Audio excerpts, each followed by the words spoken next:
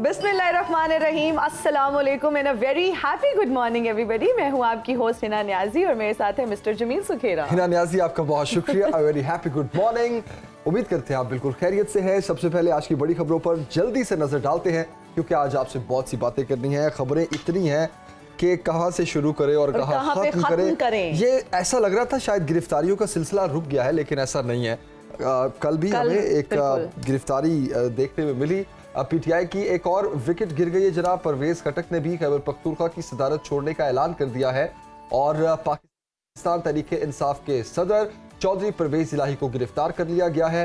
गिलगित बल्दिस्तान जाने का प्लान उनका फेल हो गया है और इसके बाद अगर हुकूमत की बात की जाए तो हुकूमत का IMF से मौजूदा कर्ज प्रोग्राम नामुकम्मल ही खत्म करने का फैसला सामने आया है। क्या ये फैसला अच्छा है या नहीं, क्या ये पॉसिबल है भी या नहीं, इस पर हम बात करेंगे। बिल्कुल जी। इसके अलावा मेयर कराची सिर्फ जियाला, सईद गनी का दावा, तहरीक इंसाफ का मेयर कराची के लिए हाफिज नईम की हमायत का ऐलान। इसके अलावा आज हम बात करेंगे जूनियर एशिया हॉकी कप में नन्हे शाहीन फाइनल हार गए लेकिन दिल जीत लिया। और जनाब सबसे पहले बात करते हैं तहरीक इंसाफ के सियासी किले में एक और बड़ी दरार जो पड़ गई है। परवेज खटक साहब ने खैबर पख्तूनख्वा की सदारत छोड़ने का ऐलान कर दिया है और उन्होंने प्रेस कॉन्फ्रेंस में कहा कि मौजूदा सियासी सूरत हाल में चलना इंतहाई मुश्किल हो चुका है। दोस्तों से मशवरे के बाद आइंदा का लाहे अमल बताऊंगा। फिलहाल उन्होंने पार्टी नहीं छोड़ी, लेकिन पार्टी का कोई भी ओहदा वो अब अपने पास नहीं रखेंगे। दूसरी जानिब परवेज इलाही साहब, पाकिस्तान तहरीक इंसाफ के सदर चौधरी परवेज इलाही को एंटी करप्शन पुलिस ने गिरफ्तार किया। चौधरी परवेज इलाही को लाहौर में उनके घर के करीब से गिरफ्तार किया गया। चौधरी परवेज इलाही अपनी गाड़ी में जा रहे थे कि पुलिस ने गाड़ी रोक कर उन्हें गिरफ्तार किया।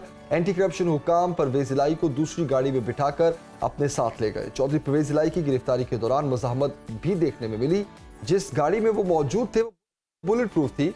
दरवाजा खोलने की कोशिश की गई तो दरवाजा ना खुला, जिसके बाद गाड़ी के शीशे तोड़ने की कोशिश की गई। ये मनासिर हम आपको दिखा रहे हैं उनकी गिरफ्तारी के, और कुछ तस्वीर ये भी, ये वो गाड़ियां हैं जिनके शीशे तोड़े गए। यस, उनकी गिरफ्तारी की जब कोशिश की गई। और अभी देखते हैं इस हवाले से एक तफसीली रिपोर्ट। परवेज इलाही के खिलाफ मंडी बहाउद्दीन और गुजरात के मंसूबों में करप्शन का मुकदमा दर्ज था। एंटी करप्शन अदालत ने मुकदमे में साबिक वजीर आला पंजाब की जमानत मनसूख कर दी थी। पीटीआई के सदर ने जाली मेडिकल सर्टिफिकेट अदालत में पेश किया था। एंटी करप्शन परवेज इलाही के खिलाफ मजीद इल्जामात की इंक्वायरी भी कर रहा है। इनमें पंजाब असेंबली में भर्तियों का केस भी शामिल है। असेंबली की नई बिल्डिंग और MPA हॉस्टल के ठेकों की जांच पड़ताल भी की जा रही है। सुहेल अब्बास बलोच, सुनो न्यूज, लाहौर। और अब जनाब आपको परवेज खटक साहब की प्रेस कॉन्फ्रेंस का वो हिस्सा दिखाते हैं जिसमें उन्होंने पार्टी ओहदा छोड़ा और क्या उनका कहना था, आइए जानते हैं। चूँकि सियासी माहौल इस मुल्क पे इस वक्त बहुत ख़राब है और इस माहौल में मेरे लिए चलना बड़ा मुश्किल है, तो मैंने अपने दोस्तों से राय ली और मैंने फ़ैसला किया है कि इस वक्त मैं पार्टी का ओहदा छोड़ता हूँ सदारत, और बाकी दोस्तों और पार्टी वर्कर से सलाह मशवरा करके आइंदा का लाएअमल तय करूँगा। इस सारे मामले पर बात करते हैं। सीनियर एनालिस्ट पीजे मीर साहब इस वक्त हमें ज्वाइन कर चुके हैं। पीजे मीर साहब, बहुत शुक्रिया ज्वाइन करने का। गुड मॉर्निंग सर, कैसे हैं आप?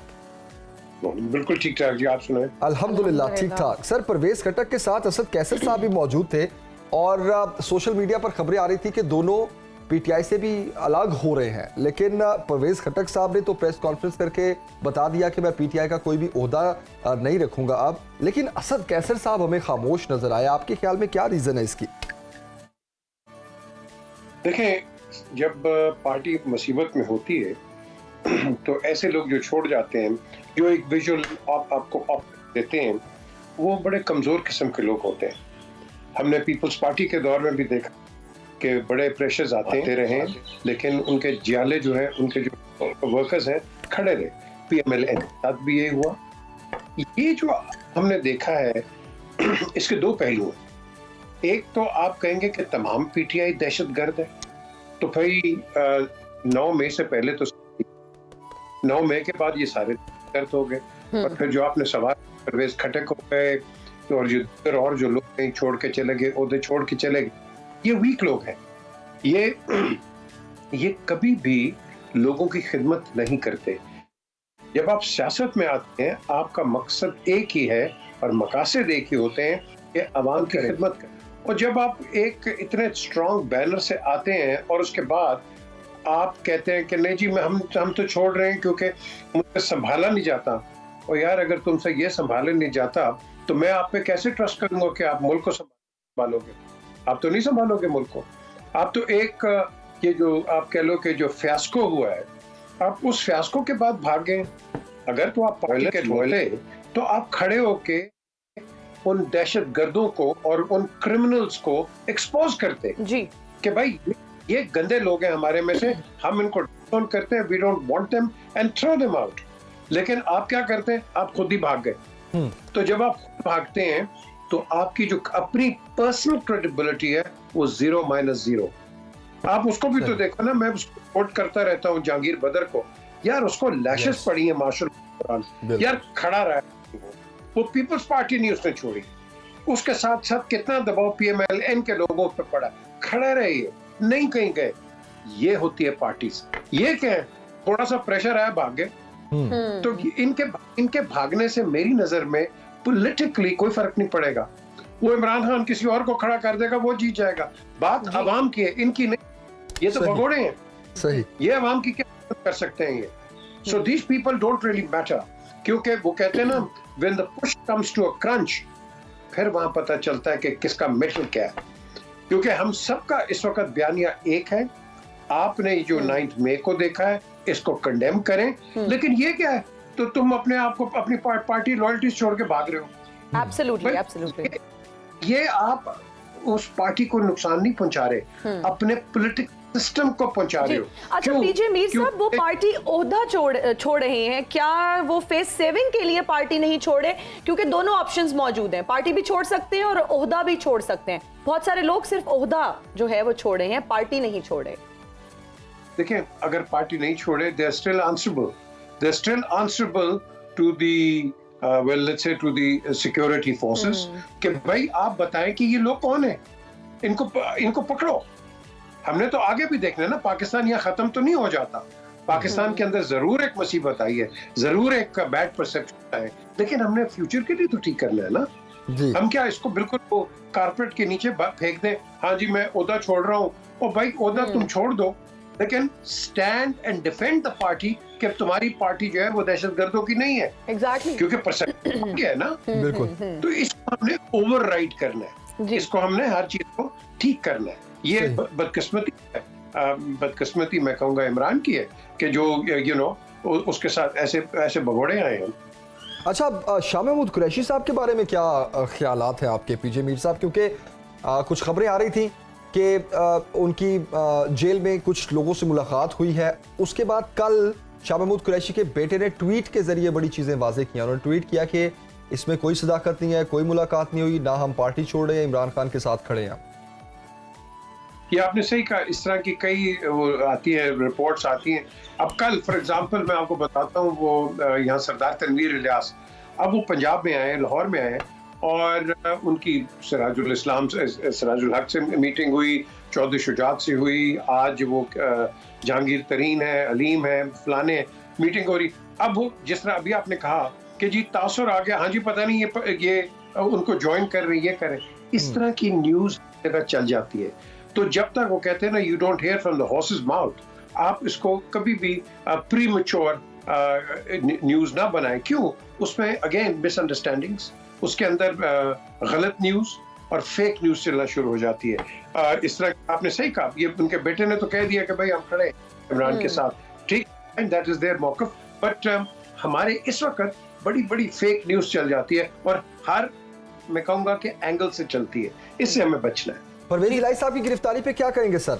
क्या ये कितना बड़ा लॉस साबित हो सकता है PTI के लिए? क्योंकि एक अहम ओहदा भी उनके पास, और फिर जितना प्रेशर इस वक्त परवेज इलाही पर और उनके बेटे पर है, वो भी बारहा इन ख्यालात का इज़हार सोशल मीडिया पे कर चुके हैं कि हम खान के साथ खड़े हैं। देखें, कोई खड़ा हो या ना हो, द क्वेश्चन इज परवेज इलाही को आपने अरेस्ट किया है जी। तो ये ओवरनाइट तो केस नहीं था ना, कोई केस होगा, पुराना होगा केस, जी लेकिन बात किकबैक्स का टाइमिंग, केस डाला है सर किकबैक्स हो या फ्लिप बैक हो, जो मर्जी हकियाती हो, कामों में। यस कि आपने देखना है कि ये टाइमिंग क्या है। एग्जैक्टली आप पहले क्यों देखो ना, he is been a chief minister twice, आपने पहले क्यों नहीं किया? बाय क्यों? अब एक because he is associated with the party तो आपने उसको आज अरेस्ट कर दिया। ये परसेप्शन गलत जाता है ना। हालांकि लीगली आई एम श्योर जो भी लीगैलिटीज है वो बिल्कुल सही होंगी, अगर नहीं होंगी आज एटीसी में वो प्रोड्यूस होंगे, या तो बेल मिल जाएगी या they will be on remand. लेकिन द क्वेश्चन अराइजेस, क्या आज ही करना था? Because overall political party under fire है, जो कि पीपल्स पार्टी भी थी, जो कि पीएमएल-एन भी थी, जो कि हमने हर पार्टी को देखा, एमक्यूएम को देखा, हर एक को देखा। तो ये टाइमिंग की बात आती है। बिल्कुल हमने टाइमिंग को हाँ सर जी, ये कल से एक क्लिप बड़ा वायरल हुआ है। सॉरी हिना, मैंने आपका सवाल उचक लिया बीच में से। It's okay. सर एक क्लिप बड़ा जरदारी साहब का वायरल हुआ है जिसमें वो ऑन फ्लोर खड़े हैं, असेंबली फ्लोर पर खड़े होकर कह रहे हैं कि ये हमारे लिए तो नई बात नहीं है कि नैप केसेस बन रहे हैं, गिरफ्तारियां हो रही हैं, पेशियां हम भुगत रहे हैं, लेकिन जब आपकी बारी आएगी तो आप रोएंगे और आपको कोई बचाने वाला नहीं होगा। और आज वो सब होता हुआ हम पीटीआई के साथ देख रहे हैं। अगर यही क्राइटेरिया है किसी भी पार्टी का पॉपुलर होने का और दोबारा से इख्तदार में आने का, तो नून लीग और पीपल्स पार्टी ये सब भुगत चुकी है।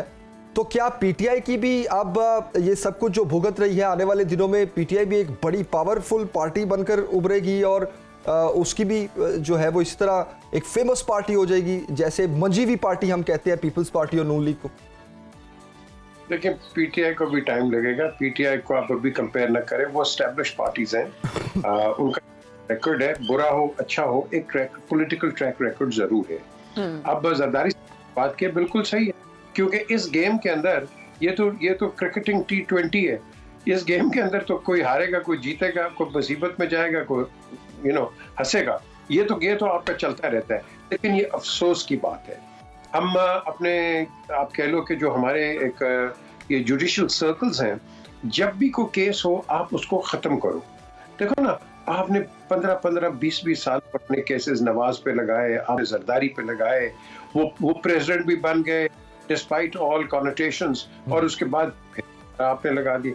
तो ये हम कब तक इस तरह की, वो कहते हैं ना म्यूजिकल चेयर्स, ये करेंगे? जो करना है उसी वक्त करो, और या तो आप उसको ठीक करो या लिंगर ऑन ना करो, क्योंकि लिंगर ऑन करते हो उसमें इनका नुकसान नहीं है, कौम का नुकसान है। सही। तो फिर जो भी इनकम्बेंट गवर्नमेंट होती है उसके लिए मुश्किलात होती हैं, क्योंकि फिर आपकी ऑपोजिशन या तो आपको काम नहीं करने देगी और आप डिलीवर नहीं कर सकोगे, और फिर अगले इलेक्शन में आप फंस जाओगे। सो इस चीज अवॉइड करना जी। अच्छा पीजे मीर साहब, प्रैक्टिस एंड प्रोसीजरल बिल के हवाले से अगर बात करें तो क्या हुकूमत बैकफुट पर चली गई है? नहीं जी, बैकफुट पे कोई नहीं जाता। कल ही मैं बात कर रहा था जी। देखें, पार्लियामेंट जो होती है, कोई भी पार्लियामेंट, उस पे एक फोर्स आती है बाहर से, और वो उस वक्त आती है जब कोई पार्लियामेंट, इस पार्लियामेंट की बात नहीं कर रहा मैं, जनरली बात कर रहा हूँ कि जब प्रेशर्स आते हैं, बिकॉज क्यों? Non deliverance. क्यों अब शोर मचा रही है? क्यों? क्योंकि महंगाई, अनएम्प्लॉयमेंट, आपके industry, economic factors and sectors, ये जब बिल्कुल डोमेंट हो जाते हैं तो फिर पार्लियामेंट पे आती है, बिकॉज वो डिलीवर नहीं उसने किया, तो फिर आपकी इंटरवेंशंस होती हैं। आज आप देखें, पहले आर्म फोर्सेस की होती थी, अब जुडिशियल हो गई है। अब the question arise, the parliament should always be pro effective. ये नहीं है कि वो डिफेंसिव पे हो जाए, और भाई तुम्हारे पास एक अगर मैंडेट है, काम करो आवाम के लिए, फॉरगेट। तनकीद आप पे होगी, जो भी गवर्नमेंट पे आएगा तनकीद होती है, होगी, होती रहेगी। आप फॉरगेट इट। आप ये नहीं कि इंस्टेड के अपने रिसोर्सेज और एनर्जीज आप काउंटरिंग में लगा दो, आप अपने काम करो जी। वो ऐसे इकबाल का था 25 ईयर विजन, बड़ा अच्छा था, तो पढ़े। अब कई लोग इसमें एक्सेप्ट नहीं करेंगे, चलो नहीं है, उसको रिफाइन कर दो।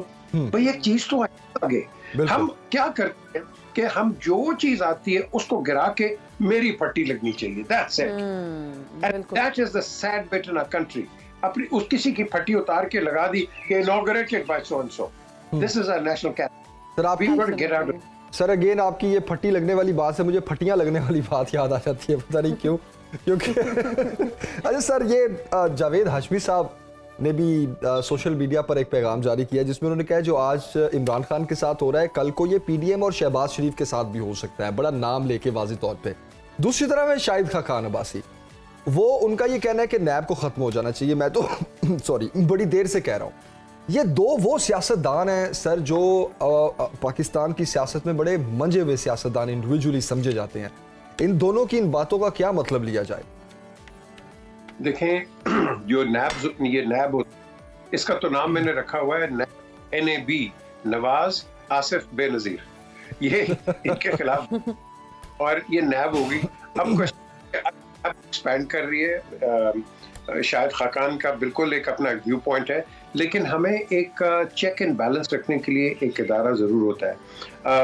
ब्रिटेन में लोग के वहाँ वाइट कॉलर क्राइम काफ़ी होता है, तो वहाँ सीरियस फ्रॉड ऑफिस, अब सीरियस फ्रॉड ऑफिस जो है इन्वेस्टिगेट करता है, और जब आप इन्वेस्टिगेट करता है, अब NCA हो गया, नेशनल क्राइम एजेंसी, तो ये इन्वेस्टिगेट करती है। इनका ये काम नहीं है कि लिटिगेट कर जाओ, वो डील्स करती हैं और जितना भी वो कहते हैं ना डैमेज कंट्रोल पैसा निकल आता है। ये फॉर एग्जांपल ये जो Al-Qadir trust and all, NCA ने डील की है, डील करके पैसा आपको दे दिया, वो नहीं जानते कि भाई केसेस में जाओ ये करो, केसेस का काम है कोर्ट्स का। नैब का भी यही पैसे रिकवर किए हैं, लेकिन द क्वेश्चन इज नैब को टोटल इंडिपेंडेंट होना चाहिए जी। जावेद कह रहे हैं कि हर वक्त के ऊपर ये वो, मैं तो हमेशा कहा what goes around comes around, तो आप वो चीज तो कहीं ना कहीं तो प्रेसिडेंट छोड़ो कि ठीक है पकड़ना है पकड़ो अगर उन्होंने गलत किया, but don't harass them, don't be vindictive and don't be revengeful, let the courts decide. जब तक ये करोगे हमारा मुल्क आगे जाएगा।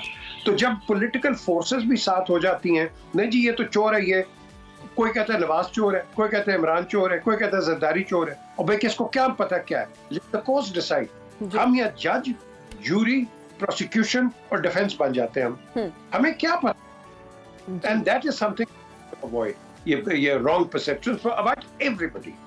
सही। पीजे मीर साहब आपने डैमेज कंट्रोल की बात की, क्या जहांगीर तरीन साहब का पॉलिटिकली बहुत ज्यादा एक्टिव होना भी डैमेज कंट्रोल है?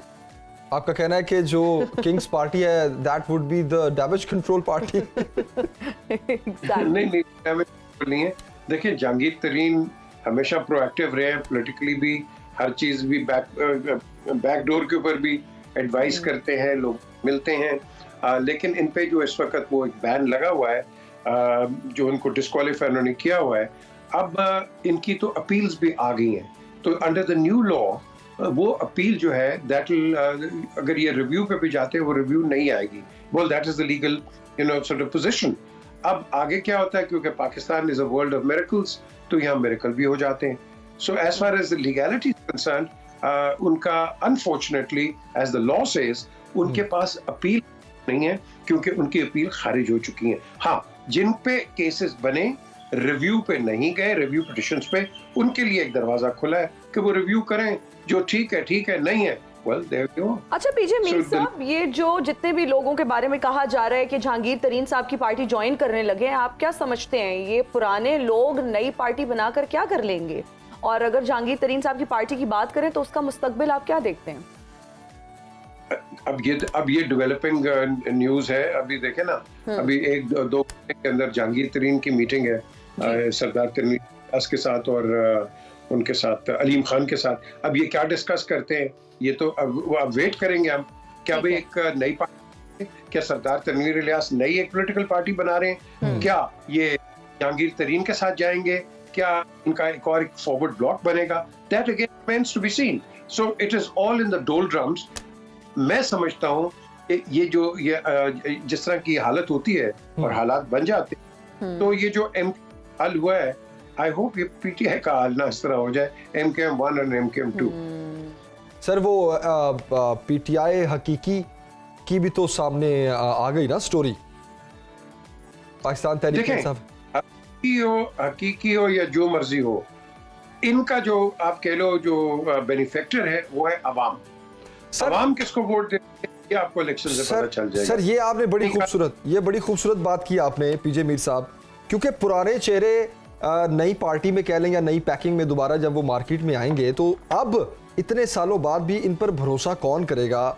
आप देखें कि इसका खुमियाजा पीटीआई खुद भी भुगत चुकी है कि पीटीआई भी जब लोग नून लीग और पीपल्स पार्टी से टूट कर आए तो उस वक्त तो बड़ी एक हाइप थी, लेकिन अब देख लें आज अवाम कह रही है चले ये तो बड़ा अच्छा हो गया कि जनाब ये लोग वापस टूट रहे हैं या जहां भी इन्होंने जाना जाए, क्योंकि उन्होंने जो भी हाल किया पार्टी का या मुल्क का या सारी सूरत हाल पर बहस अलग है, लेकिन सर इन दी एंड इसका मतलब है इनकलाब तो अवाम ने ही लाना है ना। हम जो कहते हैं कि फलां लीडर इनकलाब लाएगा या फलां लाएगा, तो बेसिकली तो इन चेहरों को पहचानने वालों ने इनकलाब लाना है। अवाम के वोट की ताकत ही बेसिकली सब कुछ है। बिल्कुल, देखिए हमारे पास है 2 स्लॉट्स। एक है आपका स्लॉट जिसके अंदर आप अपनी दूरबीनें लगाते हैं हिंदुस्तान के ऊपर और अफगानिस्तान के ऊपर, और फिर हमारे जो दूसरे नेशनल एडवर्सरीज हैं, ये हम एक स्लॉट इस पे लगाते हैं। दूसरा स्लॉट है आपका पॉलिटिकल स्लॉट, जहां तकड़ा होगा। आप किसको तकड़ा करोगे? आर्मी को, और army means air force, navy and the arm forces, military. The question is कि जब तक हमारे हालात इनके साथ ठीक नहीं होंगे, we will always remain a military state. क्यों? क्योंकि दुश्मन जो है उसको हर मौका चाहिए ये दहशतगर्दी का, शहरों के अंदर बॉम्ब ब्लास्ट कराने का, और इस तरह की ये फिफ्थ कॉलमिस्ट ये जो एक्टिविटीज हैं। तो हमने एक करना है कि मिलिट्री के साथ चलना है, उसको वो अपने डोमेन में काम करेगी, लेकिन आप हैंड इन हैंड चलें। ये नहीं कि आप डिसमेंटल द मिलिट्री और कहें कि नहीं जी अब मैं इसको कंट्रोल करूंगा। No, you can't do that, it never happens. Sir quickly time कम है। ये हैंड इन हैंड चलने वाली जो आपने बात की है, मुझे नवाज शरीफ साहब का दौर याद आ गया, फिर शहबाज शरीफ साहब का डॉन लीक्स याद आ गया, और फिर इमरान खान साहब की अब गलतियां याद आ गई। तो ये सियासतदान क्यों गलतियां कर बैठते हैं? हैंड इन हैंड चलते चलते क्या हो जाता है इनको? अब मैं आपको बताता हूँ। मैंने खुद प्राइम मिनिस्टर हाउस में मैं इसको मिलने गया, तो मैंने कहा बात सुन, always maintain good relations with the arm forces, you do what you have to do. मैंने ऑफिस में कहा, सिटिंग ऑन अ टेबल, तो ही सेड नहीं मेरे तो बड़े अच्छे ताल्लुकात हैं बाजवा के साथ, मेरे बड़े अच्छे ताल्लुकात हैं वो जो डीजी ISI क्या थे, जनरल फैज। तो मैंने कहा लिसन, ये जो आपके रिलेशंस हैं ये परमानेंट नहीं होते हैं। You don't cross a line, they won't cross a line, and you work hand in hand. तो जब आप किसी को पॉलिटिक खींचोगे तो रिमेंबर वन थिंग, वो एक कहानी है कि if the lions could only tell their story, the hunters would go down in shame. So thing is, let's not get into that. Let's all work hand in hand, and that's the way forward for Pakistan. बेशक पीजे मीर साहब, बहुत शुक्रिया आपके वक्त का, आपके तज्जिए का। इसमें कोई शक नहीं, जहां मफादात की बात आती है तो सबसे पहले जहन में मुल्क का और मुल्क की अवाम का फ़ायदा जहन में होना चाहिए। एक पेज पर हैं हम, ये बातें हम सुनते रहते हैं, पहले साल भी, दूसरे साल भी, तीसरे साल मामलात ख़राब होना शुरू हो जाते हैं, चौथे और पाँचवें साल की कहानी बिल्कुल ही बदल जाती है, और फिर हम ये कहते हैं कि पाकिस्तान एक वाहिद ऐसा मुल्क है जहाँ कोई भी प्राइम मिनिस्टर अपनी मुद्दत पूरी नहीं कर सका। तो पीजे मीर साहब की बात ठीक है कि जब आप एक पेज पर हैं तो फिर एक पेज पर रहें, हैंड इन हैंड चले, और आप डिसीजंस वो लें जो अवाम के फायदे के हों। जहां गेम ये स्टार्ट हो जाती है कि आपके अपने मफादात के डिसीजंस आपको ज्यादा इंपॉर्टेंट हो जाते हैं, प्रायोरिटी पे आते हैं, वहां से काम खराब होना शुरू हो जाता है। उस वक्त से डरे जब अवाम एक पेज पर आ जाएगी। हाजिर होंगे ब्रेक के बाद, देखते रहिए सुनो पाकिस्तान। एक बार फिर खुशामदीद। सूबाई वजीर मेहनत सईद गनी साहब ने मुखालिफिन को आड़े हाथों लिया। मीडिया से गुफ्तगू में कहा कि हम मेयर का इलेक्शन जीतेंगे। पीपल्स पार्टी और इत्तेहादियों के 173 वोट हैं, दीगर जमातों से पीपल्स पार्टी की कामयाबी हजम नहीं हो रही। हाफिज नईमुर रहमान को क्या किसी जादूगर ने कहा था कि आप मेयर बन जाएंगे? सईद गनी साहब ने प्रेस कॉन्फ्रेंस में मजीद क्या कहा, तफसील से जानते हैं। कराची का मेयर बनने की जो हाथ में लकीर है उनके है नहीं। अब अगर वो समझते हैं कि जमात इस्लामी और PTI के मेंबर्स मिला के उनके पास अक्सरियत है तो भाई फिर फ्रस्ट्रेशन काहे की है? इंतज़ार कर लो, 15 को इलेक्शन है, आपको पड़ जाएंगे 193 वोट, बन जाएंगे मेयर। हम तो ये नहीं कहते कि हम नहीं मानेंगे। हाफिज़ नईमुर रहमान साहब जो 193 काउंट किए बैठे हैं, मेरे हिसाब से, मेरी जो कैलकुलेशन है, अगर ये 160 के करीब भी पहुंच जाएं तो ये शायद उनकी कामयाबी होगी और पाकिस्तान पीपल्स पार्टी और उनके इत्तेहादियों के जो वोट्स हैं वो 173 के करीब हैं और इंशाल्लाह ताला हम जीत जाएंगे। और इस मामले पर बात करने के लिए हमें ज्वाइन किया है नौ मुंतखब चेयरमैन इंचार्ज सैफुद्दीन साहब ने। Thank you so much for joining us in Suno Pakistan. Sir, कहिएगा कि तहरीक इंसाफ की हमायत के बाद जमात इस्लामी की बरतरी वाज़े है और इसके बावजूद सईद गनी साहब का ये दावा है कि वो मेयर का इलेक्शन जीतेंगे। वो किस बुनियाद पर ये दावा करें? जी बहुत शुक्रिया आपका। दावा इसी बुनियाद पर कर रहे हैं कि हुकूमत की जो उनको हिमायत हासिल है, हुकूमत की जो मशीनरी उनको हासिल है और जिस तरह धौंस और धांधली से उन्होंने 15 जनवरी के इंतखाबात में बेईमानी के ज़रिए बेशुमार सीटें हासिल की, उनको इस बात पर यकीन है कि हम यही धौंस और धांधली आइंदा भी जारी रखेंगे तो यही वाला हुनर और कमाल दिखाते हुए ये बाकी भी इंतखाब जीत लेंगे। अब देखिए, ये बात समझ में नहीं आती सईद गनी साहब के या दुनिया में वो कोई फार्मूला ऐसा बता दें कि जिसके नतीजे में 173 जो है 193 से आगे बढ़ जाएं। वो कौन सा दुनिया में तरीका है? खुद सईद गनी साहब ये फरमा रहे हैं कि 193 जमात इस्लामी और पीटीआई के मिलाकर होते हैं और इनके तमाम इत्तेहादियों के तमाम वोट भी अगर डालिए जाएं जो बाकी बचते हैं वो 173 हैं। तो वो कौन सा फार्मूला है? वो फार्मूला सिर्फ एक ही है जो इन्होंने 9 मई के वाक़यात की आड़ में इख्तियार किया हुआ है। 9 मई का जो भी वाक़या हुआ ज़ाहिर है अफसोसनाक है, शर्मनाक है, लेकिन उसकी आड़ में अगर आप ये खेल खेलना शुरू कर दें कि मेयर का जो इंतखाब होने वाला है उसमें लूट मार का मेला लगा दें और उसके अंदर तमाम यूसी चेयरमैनों के घर पे छापे मारें, उनको हलफ ना उठाने दें, उनको स्क्रूटनी में ना दाखिल होने दें। तमाम टीवी चैनल ने ये मनाजिर दिखाए कि जो चेयरमैन हलफ लेने आ रहे थे उनको रोका जा रहा था, उनको पकड़ा जा रहा था। इस वक्त भी 4 चेयरमैन जो हैं वो जेलों के अंदर हैं। बाकी चेयरमैनों को ये घरों पर छापा मारकर पकड़ कर ले जाते हैं, थानों में रखते हैं, उनसे पूछते हैं कि पीपल्स पार्टी का साथ दोगे तो उस दिन गायब हो जाना, और अगर पीपल्स पार्टी का साथ नहीं देना तो ये बताओ कि जैकबाबाद जेल जाना है या सखर जेल जाना है। अब आप बताइए कि इस सूरत हाल के अंदर जो है सईद गनी साहब का दावा और उनका जो एतमाद है वो बिल्कुल हो सकता है। इसमें एक बात मैं आपको बताऊं, देखिए हाफिज नईम साहब को मेयर बनने का कोई शौक नहीं है। जमात इस्लामी में अल्हम्दुलिल्लाह इस तरह के ओहदों की कोई भाग दौड़ और कोई छीना झपटी नहीं होती। ये तो पीपल्स पार्टी के अंदर होती है। नजमी आलम साहब को पहले उन्होंने कैंडिडेट बनाया, अब उनको उससे हटा दिया है और अब किसी और फर्द को आगे लाने के लिए उन्होंने कानून के अंदर तब्दीली कर दी है। अच्छा सैफुद्दीन जमात साहब, इस्लामी को जिस चीज की बेचैनी है, सैफुद्दीन साहब आपने अभी कहा, मैं ये कह रहा था, बात नसीब सुन ली। जी जी जी जी आप कंप्लीट करें। मैं कंप्लीट ये कर रहा था कि जमात इस्लामी को जिस चीज़ की परेशानी और तकलीफ है वो कराची की सूरत हाल। कराची जिस तरीके से बर्बाद हुआ है, देखिए 15 साल से पीपल्स पार्टी की हुकूमत है, सिंध के अंदर हुकूमत कर रहे हैं, इनके पास बल्दिया भी सारी इनके पास है, सारे एडमिनिस्ट्रेटर्स इनके लगाए हुए हैं, इसके बावजूद ये कुछ नहीं कर सक रहे। मुर्तज़ा वहाब साहब जिनको ये लाने के लिए बेचैन हैं वो कुछ नहीं कर पाए, तो अब ये मेयर का ओहदा संभाल के ऐसा क्या जादू दिखाएंगे, क्या चमत्कार होगा जिसके नतीजे में कराची बेहतर हो जाएगा। कराची बेहतर उस सूरत में हो सकता है जब यहाँ के फंड ईमानदारी से यहाँ पर लगाए जाएं, जब यहाँ के वसाइल ईमानदारी से यहाँ खर्च किए जाएं। अच्छा सैफुद्दीन साहब, और बेईमानी के निजाम में तो ये काम हो नहीं सकता। आपने बल्दियाती नुमाइंदों की गिरफ्तारी का जिक्र किया।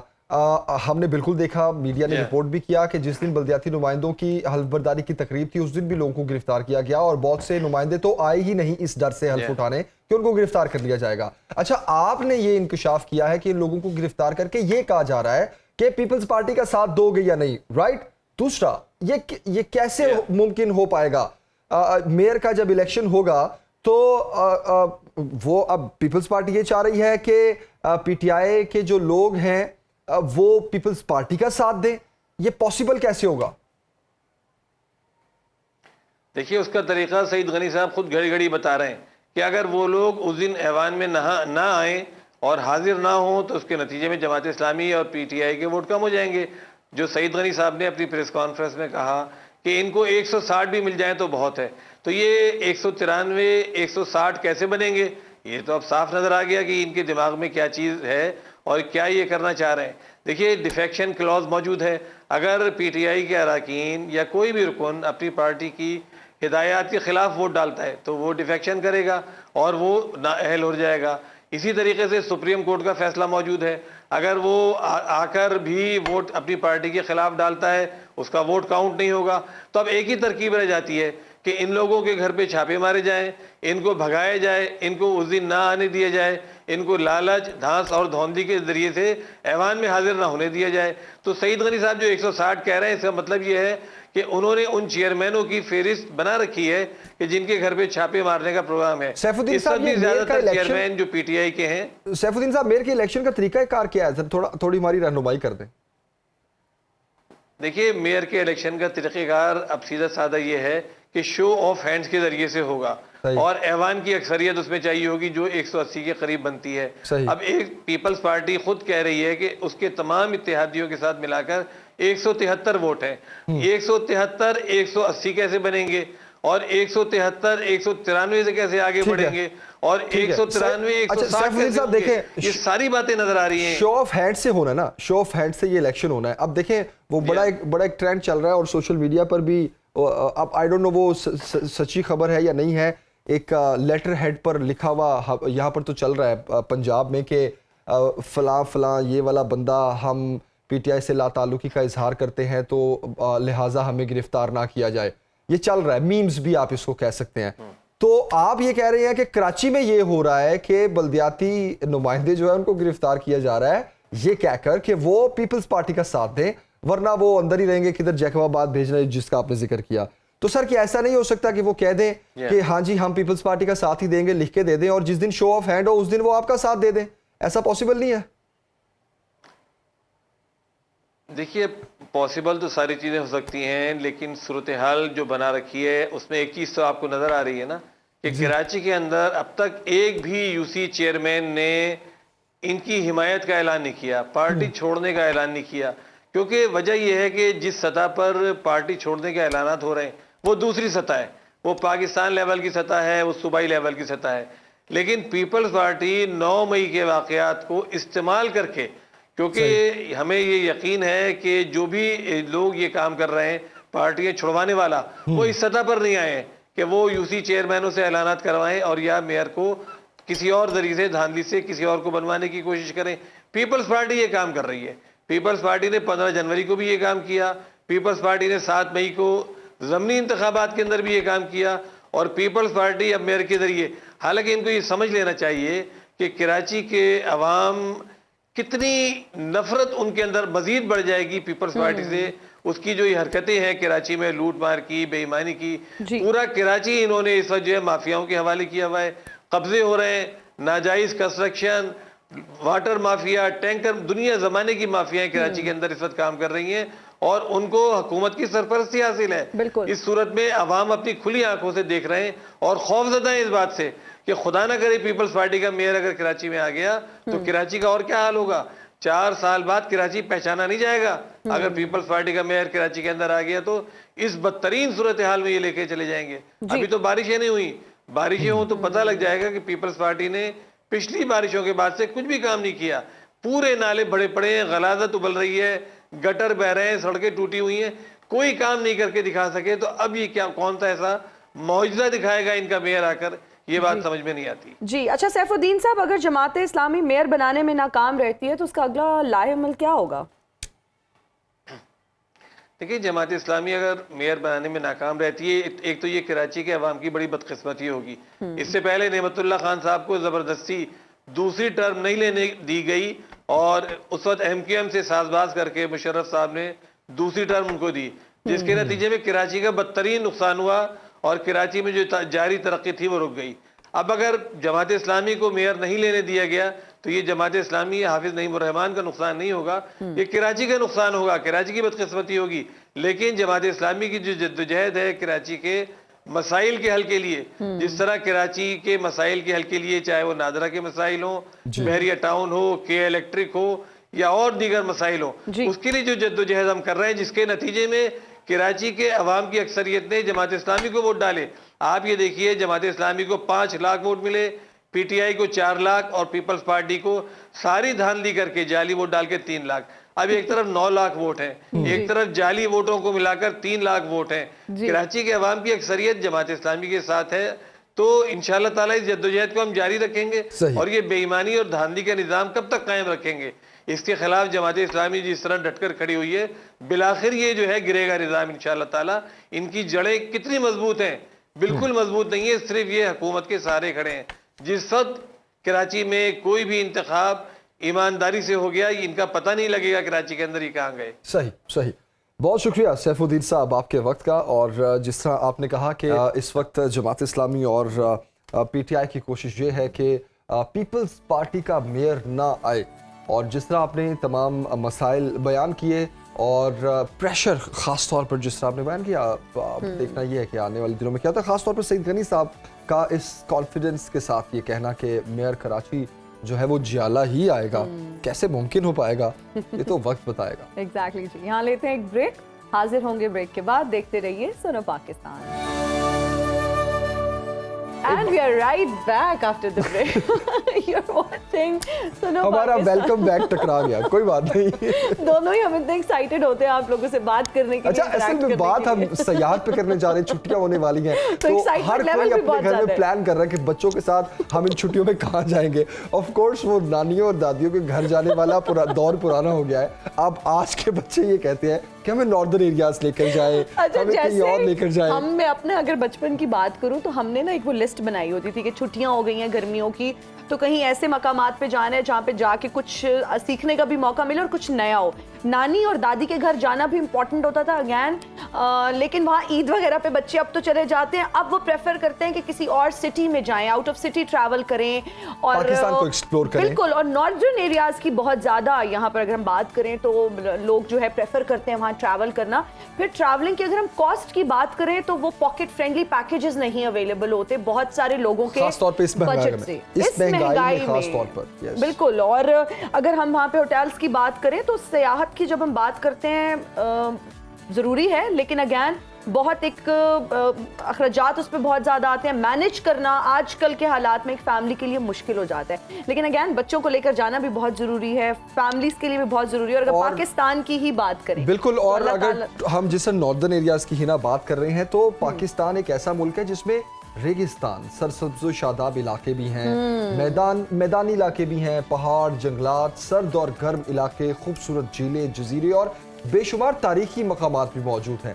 तो चूंकि अब स्कूल्स में मौसम गर्मा की छुट्टियां हो रही हैं और छुट्टियों में बच्चों की पहली फरमाइश यही होगी कि सैरो सयाहत के लिए हमें कहाँ लेकर जा रहे हैं, लेकिन इस वक्त सैरो सयाहत हर किसी के बस की बात नहीं रही। जिस तरह हम बात कर रहे थे कि इसकी मनसूबाबंदी की जाए तो अब भी पाकिस्तान में सयाहत मुमकिन है। हम जिस तरह महंगाई को हम इसके साथ रिलेट कर रहे थे, तो बजट फ्रेंडली भी होना चाहिए और खास तौर पर एहतियाती तदाबीर भी होनी चाहिए। बिल्कुल जी। और इस हवाले से आज हम बात करेंगे। हमारे साथ मौजूद हैं मोहम्मद आमिर जो कि जूनियर पेट्रोलिंग ऑफिसर हैं। Thank you so much for joining us in Suno Pakistan. कैसे हैं आप? अस्सलाम वालेकुम जी अल्हम्दुलिल्लाह, आप सुनाएं? अल्हम्दुलिल्लाह। अच्छा आमिर साहब, कहिएगा पाकिस्तान की अगर बात की जाए सियाहत के हवाले से कैसा मुल्क है और किस तरह से आप देखते हैं? बच्चों की जब छुट्टियां होती हैं तो यही कोशिश होती है, और आप कहाँ जो है वो जा चुके हैं? जी थैंक यू जी, आपने मुझे इनवाइट किया, शुक्रिया। तो जो है ना सियाहत के लिहाज से जी पाकिस्तान जो है ना वो दुनिया के जो है ना लैंडस्केप और नेचुरल ब्यूटी के हिसाब से जो है ना पहले नंबर पे उसको समझे आप उसको ना। तो जो है ना पाकिस्तान इंतहाई खूबसूरत है और जो है ना हमारी जो टूरिज्म है ना वो थोड़ी सी लो है। इस सिलसिले में जो है ना काविश हमें करनी चाहिए कि जो है ना हम अपनी सियाहत को जो है ना वो भरपूर तरीके से उजागर करें पूरी दुनिया के सामने। तो ऐसा ही मेरा शौक जो है ना वो शुरू से जो है ना स्टेप बाय स्टेप डेवलप हुआ। तो छोटे छोटे ट्रैक शुरू किए मैंने अल्हम्दुलिल्लाह। तो फिर उसके बाद जो है ना सबसे पहले मैंने जो है ना पाकिस्तान की झीलें डिस्कवर की सारी, उसके बाद फिर छोटे जो गलियात के ट्रैक है वो किए, उसके बाद जो है ना अल्हम्दुलिल्लाह मैं जो है ना K2 तक जा पहुंचा। सही। अच्छा, जिस तरह मोहम्मद आमिर आपने कहा कि सबसे पहले आपने झीलों को डिस्कवर किया, तो आपने क्या ऑलमोस्ट तमाम झीलें जो हैं वो कवर कर ली, देख ली पाकिस्तान की? कौन कौन सी झीलें देखी? जी ऑलमोस्ट तकरीबन सारी झीलें देख चुके हो, जिनमें हाईएस्ट रश लेक है जो कि वादी हुंजा नगर में है, उसके बाद कुरम्बर लेक है जो पाकिस्तान, अफगानिस्तान, ताजिकिस्तान के बॉर्डर पे है, वाखान पट्टी पे, वो सेकंड हाईएस्ट लेक है। उसके अलावा चिट्ठा कट्ठा लेक है एक शाउंटर वैली में कश्मीर में, उसके अलावा आंसू लेक, उसके अलावा कटोरा लेक, तकरीबन ऑलमोस्ट सारी झीलें मैं देख चुका हूँ। ठीक है। अच्छा मोहम्मद आमिर, ये बताइएगा कि आपने माशाल्लाह से इतने जगहों पे ट्रैवल किया है, आपकी फेवरेट अगर हम ट्रैवल डेस्टिनेशन की बात करें विद इन पाकिस्तान तो कौन सी जगह है? जगह तो जी काफी सारी हैं, पाकिस्तान इंतहाई खूबसूरत है, लेकिन कुछ जगह जो है जैसे फेरी मेडोज हो गई जी, जो नांगा पर्वत के साथ है, वो बहुत खूबसूरत है। उसके बाद एक हारामोश वैली है, वो भी स्कर्दू रोड पे, वो भी बहुत खूबसूरत है अल्हम्दुलिल्लाह। उसके अलावा जो मैंने इन जुलाई 2021 K2 ट्रैक किया, वो तो इंतहा का खूबसूरत है जी। अच्छा तो मोहम्मद जो है ना आमिर साहब, जी जी जी आप माशाल्लाह पूरा पाकिस्तानी ऑलमोस्ट घूम चुके हैं, इतना आपने ट्रैवल किया है और आपको अच्छे से मालूम होगा कि कौन से मकामात जो हैं वो पॉकेट फ्रेंडली हैं। अगर कोई प्लान कर रहा है ट्रैवल करने का, क्योंकि समर वेकेशन हैं तो बच्चों को लेकर जाना भी ज़रूरी है, वो कौन से सियाहती मकामात हैं जहाँ पर जाना जो है वो ज़रूरी भी है और बजट फ्रेंडली भी है, बजट में आता है? आपका बजट कितना है ना? मेरा बजट बहुत कम है भाई, हम गरीब आवाम है, हमें कुछ सस्ता पैकेज बता दे। नहीं, जिस तरह की महंगाई हो गई है तो पैकेज तो सारे तकरीबन ऑलमोस्ट कॉस्टली हो गया, लेकिन जो फ्रेंडली पैकेजेस हैं वो तकरीबन ये हमारे जो गलियात है, करीब तिरेन ये एरिया है, ये बहुत खूबसूरत है। उसके अलावा सवात के जो बांडाज हैं, यानी कि उनके जो विलेजेस हैं, वो बहुत खूबसूरत हैं। ये करीब होने की वजह से जो है ना यहाँ बजट आपका कम लगता है और आप इजीली जो है ना इसको डिस्कवर कर सकते हैं इन एरियाज को। ठीक है। तो आप यूनिफॉर्म में जाते हैं या विदाउट यूनिफॉर्म जाते हैं? क्योंकि आपकी यूनिफॉर्म में अगर जाएंगे तो फिर तो काफी बचत हो जाएगी। बचत होगी।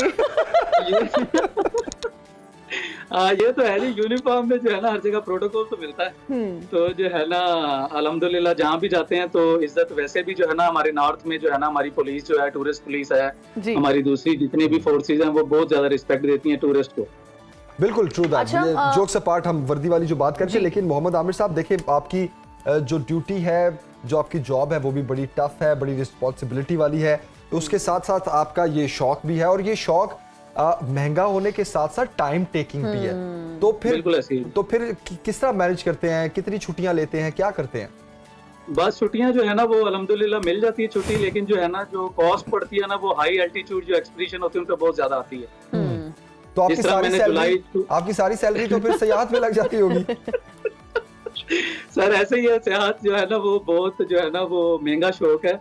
तो बस जो है ना इन 2021 जुलाई में मैंने जो है ना वो K2 एक्सपीडिशन किया था जी। अच्छा। तो उसके लिए जो ऑलमोस्ट कॉस्ट है ना वो तकरीबन 3 से 4 लाख रुपए पाकिस्तानी रुपीस आती है। 3 से 4 lakh, that's quite a lot.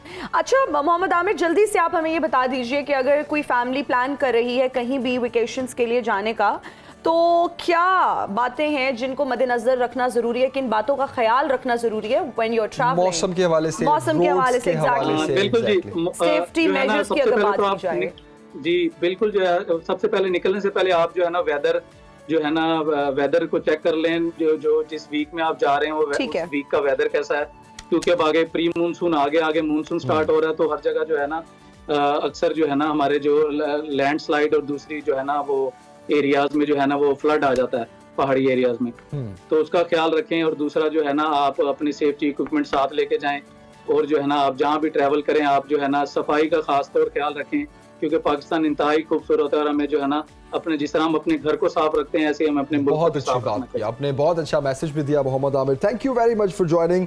और तमाम बातों पर सबसे जो भारी बात वो यही है कि आप जहाँ मर्जी जाएं, पाकिस्तान को जौन सा मर्जी इलाका एक्सप्लोर करें, लेकिन सफाई का खास ख्याल रखें। आप खुदा का वास्ता, हमें ऐसी जगहों पर भी रैपर्स और पता नहीं क्या क्या कुछ वहाँ पर देखने को मिलता है, पैम्पर्स की भरमार होती है कि मतलब इतना अजीब लग रहा होता है, इतनी खूबसूरत जगह उसको कितना गंदा किया हुआ है। तो खास ख्याल रखें सफाई का भी। और फेरी मेडोज का जिक्र किया था मोहम्मद आमिर साहब ने, तो आप प्लान कर रहे हैं? मैं जा चुका हूँ फेरी मेडोज। अच्छा, मेरा वो आप कह लें कि वो नहीं कहते once in a life time experience, life adventure, yes, once in a life adventure वाला फेरी मेडोज का ट्रिप, क्योंकि इतना मुश्किल है। उसको डेथ रोड कहते हैं फेरी मेडोज का जो ट्रैक है। आप बेसिकली बाय रोड कुछ सफर है, फिर बाय जीप कुछ सफर है, फिर आपकी ट्रैकिंग है, अच्छी खासी 4-6 घंटों की ट्रैकिंग। मतलब आपकी हेल्थ का जो है ना अच्छा होना बहुत जरूरी है। आप फिजिकली बहुत फिट हैं तो आप फेरी मेडोज ट्रैवल कर सकते हैं। लेकिन जब आप उस जगह पहुंचेंगे ना, यस, आपको लगता है शायद आप जन्नत के पता नहीं कौन से टुकड़े पर पहुंच गए हैं। सामने नांगा पर्वत के ऐसे खूबसूरत दियो कामत वहाँ पर आपको पहाड़ नज़र आ रहे होते हैं और जहाँ आप खड़े होते हैं वो हसीन लश ग्रीन वादी है और वहाँ पर भी आप शारे हैं जमील, अब और बिल्कुल रास्ते में एक जंगल भी आता है। खैर कहानी बहुत काफी लंबी है। स्केरी मुझे लगता है, वो बीच में कुछ है और जिस तरह से आपने कहा बड़ा खतरनाक रोड है। लेकिन मुझे लगता है कि हमें अपने पाकिस्तान को एक्सप्लोर करने की बहुत ज़रूरत है। हम अक्सर जब वेकेशंस होती हैं तो हम ट्रिप्स प्लान करते हैं और हम बाकी कंट्रीज, फॉरेन कंट्रीज जाते हैं, तो मुझे लगता है पहले हमारी ये फोरमोस्ट ड्यूटी है, इनफैक्ट इट्स आवर रिस्पॉन्सिबिलिटी। मैं इस चीज़ को इस तरह से देखती हूँ कि हमें अपने मुल्क को पहले एक्सप्लोर करना चाहिए, फिर हमें बाहर। हमारी हेडलाइंस अब हो रही हैं लेट। आप 10 बजे की हेडलाइंस देखिए, उसके बाद आपसे मुलाकात होगी। Stay with us. Welcome back to सुनो पाकिस्तान। बात करेंगे हुकूमत और IMF के दरमियान जो मौजूदा कर्ज प्रोग्राम है नामुकम्मल ही ख़त्म करने का जो फैसला सामने आया है, इस पर हम बात करेंगे। हुकूमत का बजट के फ़ौरन बाद अगले प्रोग्राम के लिए IMF से मुज़ाकरात का फैसला सामने आया है। मौजूदा प्रोग्राम 30 जून को ख़त्म हो रहा है।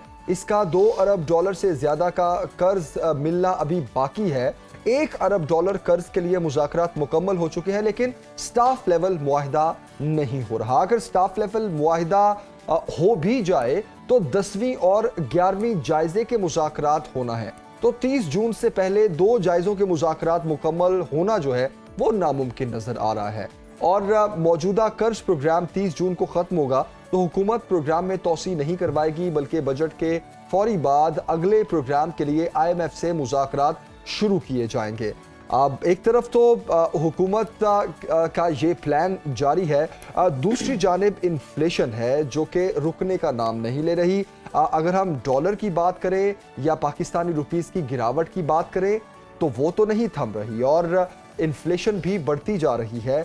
ऐसे में हुकूमत IMF के बगैर जून का बजट भी देने जा रही है। 30 जून के बाद नए प्रोग्राम में जाएगी। पुराने जो प्रोग्राम है उसका क्या किया जाएगा, किस तरह से जो है वो नया बेल आउट जो प्रोग्राम है वो किस तरह से लेगा, क्योंकि वो 3 साल से अगर जायद होगा तो क्या प्लान होगा, इस पर हम तफसील से बात करेंगे। हमारे साथ खाकान नजीब साहब और डॉक्टर कैस असलम साहब होंगे, लेकिन सबसे पहले मौजूदा महंगाई के हवाले से एक तफसीली रिपोर्ट देखते हैं। मई में महंगाई तमाम रिकॉर्ड्स तोड़ते हुए तारीख की बुलंद तरीन सतह पर पहुंच गई। इदारा शुमारियात के मुताबिक मई में महंगाई 38% रही। गुज़श्ता साल के मुकाबले में महंगाई में 24% का इजाफा हुआ है। सबसे ज्यादा महंगाई देही इलाकों में रही, जहां इसकी शरह 42% से तजावुज कर गई। मई में हसास अशिया की कीमतों में 43% का इजाफा रिकॉर्ड किया गया, जो अब तक की बुलंद तरीन सतह है। होलसेल प्राइस इंडेक्स 33% पर जा पहुँचा। मई में 1 किलो आटा 133 रुपए में फरोख्त हुआ। सालाना बुनियादों पर आटे की कीमत 117% बढ़ गई। चावल की कीमत 201 रुपए फी किलो हो गई। एक साल पहले यही चावल 107 रुपए फी किलो में फरोख्त हो रहा था। गाय के गोश्त की कीमत 19% इजाफे के बाद 750 रुपए फी किलो हो गई। मई में आलू 17%, गुड़ 15%, मुर्गी का गोश्त 11%, अंडे 7% और गोश्त की कीमतें 5% बढ़ गयी। माहाना बुनियादों पर अखबारात 33%, घरों के किराए 29%, स्टेशनरी 6% और प्लास्टिक मसनूआत 5% महंगी हो गई। IMF प्रोग्राम और हुकूमत के आइंदा लाहे-अमल के हवाले से मुशीर खजाना डॉक्टर आयशा गौस पाशा साहिबा का क्या कहना था, आइए वो जानते हैं। IMF प्रोग्राम हो जाए, हम उस पर क्लैरिटी आ जाए, बजट हमारा आ जाए। बजट में हम आपको नई स्कीम देने वाले हैं। बजट में इंशाल्लाह नया विजन आने वाला है कि मुल्क किस तरफ चल रहा है, तो उसके बाद फिर आगे बढ़ेंगे। डिफ़ॉल्ट वगैरह का भी से इस तरह कह देना, मेरा ख्याल से इस वक्त इतना मिफ्ता साहब तो कह सकते हैं, मैं इस वक्त इस तरह की बातों में इंडल्ज करना नहीं चाहती, क्योंकि ये हम इस वक्त सोच भी नहीं रहे हो और अल्हम्दुलिल्लाह अभी तक हमने कोई डिफ़ॉल्ट नहीं किया। माहिर मुआशरत खाकान नजीब साहब और डॉक्टर कैस असलम साहब इस वक्त हमारे साथ हैं। बहुत शुक्रिया आप दोनों का ज्वाइन करने के लिए sir. Good morning. Khaqan Najeeb साहब, सबसे पहले तो मैं ये जानना चाहूँगा कि वज़ीर ख़जाना साहब ने भी 2 दिन पहले यही कहा कि ना तो हम डिफ़ॉल्ट किए और हमने इंटरनेशनल पेमेंट्स भी की। 30 जून तक का प्लान भी उन्होंने बताया। डॉक्टर आयशा साहिबा ने यही बात दोहराई। तो क्या आने वाले बजट के बाद चीज़ें क्लियर हो जाएंगी या फिर मज़ीद ग्रे हो जाएंगी? बिस्मिल्लाहिर्रहमानिर्रहीम, thank you for having me on सुनो। देखें, एक तो बात बिल्कुल क्लियर है कि पाकिस्तान के पास IMF के अलावा कोई और रास्ता नहीं है। मैं ये बहुत अरसे से कह रहा हूँ, अगर IMF का प्रोग्राम जो है इंटैक्ट रहता और डिलेज ना होते तो पाकिस्तान की मईशत जहाँ पे आज है शायद ना होती। बजट जो है वो आई थिंक बहुत ही पाकिस्तान का शायद सबसे मुश्किल बजट है, बिकॉज इसके जब मैं नंबर्स देखता हूँ तो नंबर्स जो है वो इंटायरली इतने टफ हैं कि पाकिस्तान जब अपने मार्कअप की पेमेंट कर देगा, यानी कि फेडरल गवर्नमेंट के पास कोई पैसा नहीं होगा और फेडरल गवर्नमेंट बोरो करके कुछ पैसा मार्कअप की भी पेमेंट करेगी और बाकी सारी पेमेंट्स करेगी। सो ऐसी कोई क्लैरिटी बजट के बाद नहीं आ जाएगी। क्लैरिटी तब आएगी जब IMF के प्रोग्राम की क्लैरिटी आएगी कि IMF का प्रोग्राम का 9th रिव्यू कंप्लीट होता है कि नहीं। I think authorities are a bit sincere here और वो चाह रही हैं कि 9th रिव्यू किसी तरह कंप्लीट हो जाए। ये मैं क्यों कहता हूँ, $1 अरब आपको 9th रिव्यू की कंप्लीशन से आएगा, प्लस फ्रेंडली कंट्रीज दूसरों के पैसे डाल के $4.5-5 अरब आ जाएगा, तो आपको कुछ तकवीयत मिलेगी कि आप अगले 2-3 माह जो है वो गुजार सकें। उसके बाद आपको एक नए IMF प्रोग्राम की जो खदोखाल हैं वो तय करने हैं। वो इंटरिम सेटअप जो है वो उसको डिस्कस कर सकता है, वो उसके जो आप कहेंगे कॉन्टूर्स जो हैं उनको तय कर सकता है और फिर आने वाली हुकूमत जो है उसको आगे लेके चलेगी। बजट पे हम एक सेपरेट डिस्कशन रख सकते हैं, but it's a very tough budget और आई डोंट थिंक कि उससे क्लैरिटी ऐसी कोई खास आ जानी है इकोनॉमी में, बिकॉज क्लैरिटी तो एक्सटर्नल सेक्टर की है सारी और वो रिलेटेड है टू द जी। अच्छा डॉक्टर कैस, पाकिस्तान की तारीख में पहली बार ओपन मार्केट में डॉलर की कीमत में कमी आई है, ज्यादा कमी हुई है। आप क्या समझते हैं, इसका क्रेडिट किसको जाता है?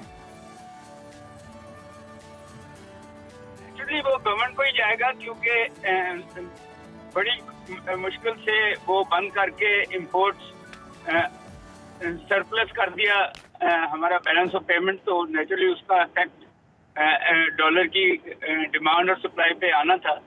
बट कॉस्ट उसकी बहुत बड़ी थी कि आपकी रॉ मटेरियल्स नहीं आ रहे, आपकी मशीनें नहीं आ रही और बहुत सारी एलसीज नहीं खुल रही, आपकी एक्सपोर्ट्स भी कम हुई है जी। तो एट द सेम टाइम ये तो बात सही है कि कम हुआ होगा, बट मेरा हमेशा से ये ख्याल रहा है कि ये थोड़ी देर के लिए जो ऊपर और नीचे जाता है डॉलर, ये स्पेकुलेटिव होता है।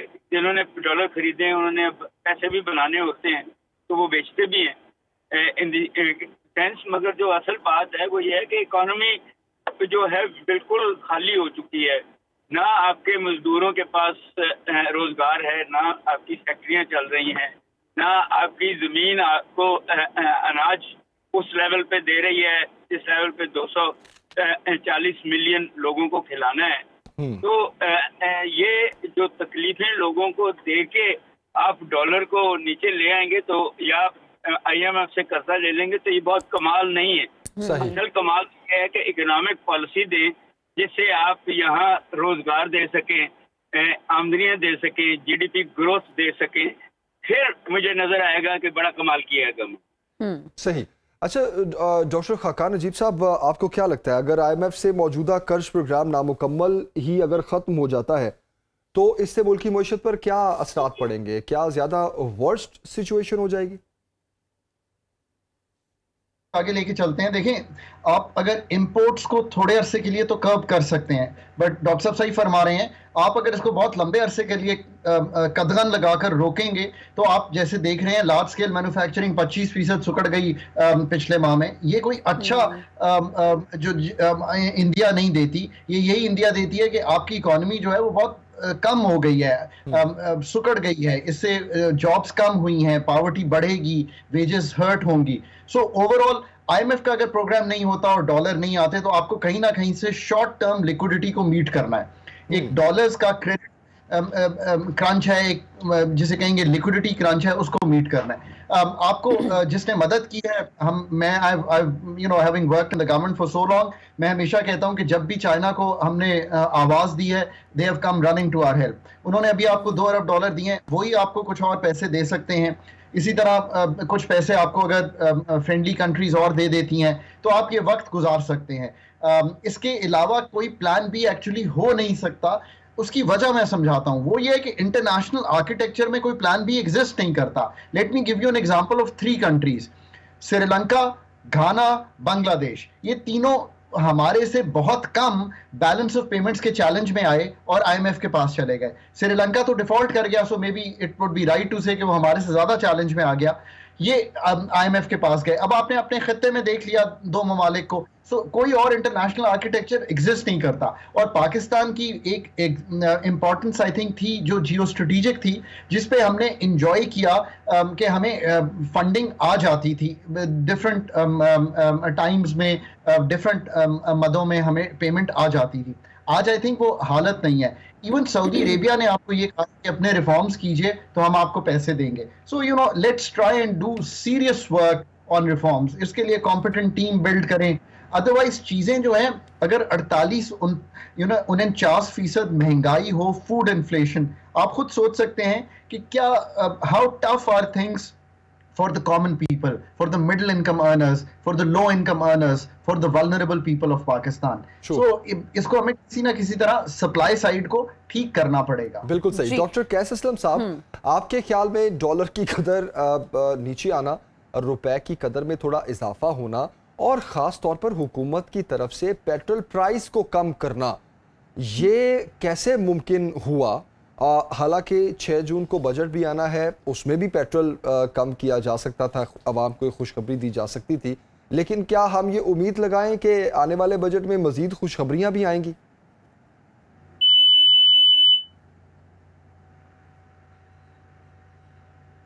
डॉक्टर कैस असलम साहब से हम उनका पॉइंट ऑफ व्यू पे जानेंगे। डॉक्टर साहब, खकान नजीब साहब, same question for you sir. तो देखें, ये सारी सूरत हाल तो मुश्किल है, बट लेट मी से कि बजट में मैं 3-4 चीज़ें देखता हूं जो I think will be helpful for people.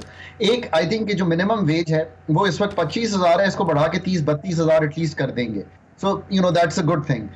Number 2, I think Pakistan का फ्लैगशिप प्रोग्राम है और इसमें तीनों हुकूमतों को मैंने हमेशा क्रेडिट दिया है, PPP, PMLN एंड PTI। इन तीनों हुकूमतों ने इसको बहुत अच्छा रन किया है। क्योंकि मैं टेबल पर था जब ये प्रोग्राम शुरू हुआ और मैं आखिर तक, जब हमने इसको 350 अरब के करीब ले गए, अब तो इन्होंने इसको सपोर्ट किया। वर्ल्ड बैंक कहता है कि ये एक बहुत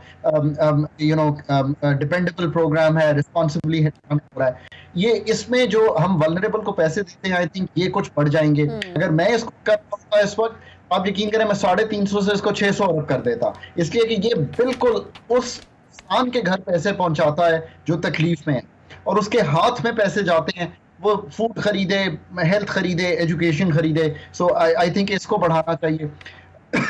तीसरी चीज, I think the good news is कि जो हमारे पेंशनर्स हैं और जो हमारे फेडरल और प्रोविंशियल एम्प्लॉइज हैं, आई थिंक इनकी जो तनख्वाह है इसमें एक रिस्पॉन्सिबल, और मैं ये नहीं कहता कि बहुत बड़ा इजाफा करना चाहिए, एक रिस्पॉन्सिबल 15 से 20% इजाफा करना चाहिए, ये भी दिखाई देगा। और इसके साथ साथ जब मैं आपके टीवी चैनल पे बात कर रहा हूँ, तो आई थिंक कि जो प्राइवेटली ओन्ड कंपनीज हैं, जो इतना बड़ा इनफॉर्मल सेक्टर है, ये सारा भी इससे क्यों लेगा और थोड़ी सी तनख्वाहों को तकवीयत मिलेगी हर लेवल पे, चाहे वो आपका कैमरामैन हो, प्रोड्यूसर हो, CEO हो, कोई भी हो, ताकि थोड़ा सा लोगों को सहारा मिल सके कि ये जो अभी भी अगले 6 माह में कहता हूँ मुश्किल है, ये गुजारे जा सके, और फिर अल्लाह करे कि IMF हो जाए, डॉलर्स आ जाए, सप्लाई साइड बेहतर हो, नई हुकूमत मुल्क को आगे लेके चले। I mean we have some hope. अच्छा डॉक्टर कैस, मुस्लिम लीग और पीपल्स पार्टी की अगर बात करें तो गुज़िश्ता कई बरसों की बजट साजी का जो है इनके पास एक्सपीरियंस मौजूद है, लेकिन अदादोशुमार ये कहते हैं कि 1988 से ताहाल बजट जो थे वो अच्छे होते तो हम इक्तसादी तौर पर बहुत तरक्की कर चुके होते, और ऐसा नहीं हुआ। आप क्या समझते हैं जो आने वाला बजट है वो कैसा होगा? कोई पॉजिटिविटी, कोई उम्मीद की किरण आपको नजर आ रही है? देखें, उम्मीद की किरण इसलिए नहीं नजर आ रही कि बातें जो डॉक्टर साहब ने की हैं, ना आपके पास लिक्विडिटी है। आपके जो छोटे कारोबारी थे और अब तो बड़े कारोबारी भी, वो डॉलर खरीद के अपना कारोबार बेच के इस मुल्क से चले गए हैं। जब इंडस्ट्री बंद होती है तो फिर उसको रिवाइव करने के लिए कई साल लगते हैं जी। आपने अपने पिछले 70 सालों में आपने अपने मुल्क के बच्चों को कोई खैरखा ट्रेनिंग नहीं दी, कोई इंटरनेशनल लेवल की वर्क हैबिट्स नहीं है हमारी लेबर फोर्स के पास। हमारी जो ज़मीन है जो बहुत अच्छी है, हमने उस पर घर बना लिए, हमने उस पर फ्लड ले आए, हमने स्मॉल फार्मर्स आपको प्रिमिटिव टेक्निक्स में रखा, प्रोडक्टिविटी ज़मीन की भी नहीं है। तो हमारे जो चारों हमारे एंटरप्रेन्योर्स भी 1% के अलावा कोई इस किस्म के नहीं है कि वो इंटरनेशनल लेवल पे आपको डॉलर कमा के दे सकें, आपको प्राइसिंग कर सकें। सो हमारा सारा जो स्ट्रक्चर है वो अभी primitive way of doing business पे है। स्वाय ये कोई 20-25 मिलियन होंगे जिनमें आप और मैं भी होंगे जो अर्बन इकोनॉमी का हिस्सा है और अब प्रॉब्लम में हैं। आप ये देखें कि एक मुल्क जिसका 51% सर्विसेज से आता हो जीडीपी का हिस्सा, और वो सर्विसेज एक्सपोर्ट ही ना करते हो, उनको ब्रांडिंग ही ना की हो, वो जो हमारे लोग बाहर कॉन्ट्रैक्ट करते हैं, 3 दिन आप आईटी बंद कर देते हैं तो उनके कॉन्ट्रैक्ट्स जो हैं वो पाकिस्तान से किसी और मुल्क में चले जाते हैं। तो हमारी जो इनएफिशिएंसीज हैं वो स्पेशली गवर्नमेंट की इनएफिशिएंसीज हैं, मगर इकोनॉमी की इनएफिशिएंसीज हमें इजाजत ही नहीं दे रही कि हम एक इंटरनेशनल लेवल की इकोनॉमी को बिल्ड कर लें। बिल्कुल सही, बिल्कुल सही।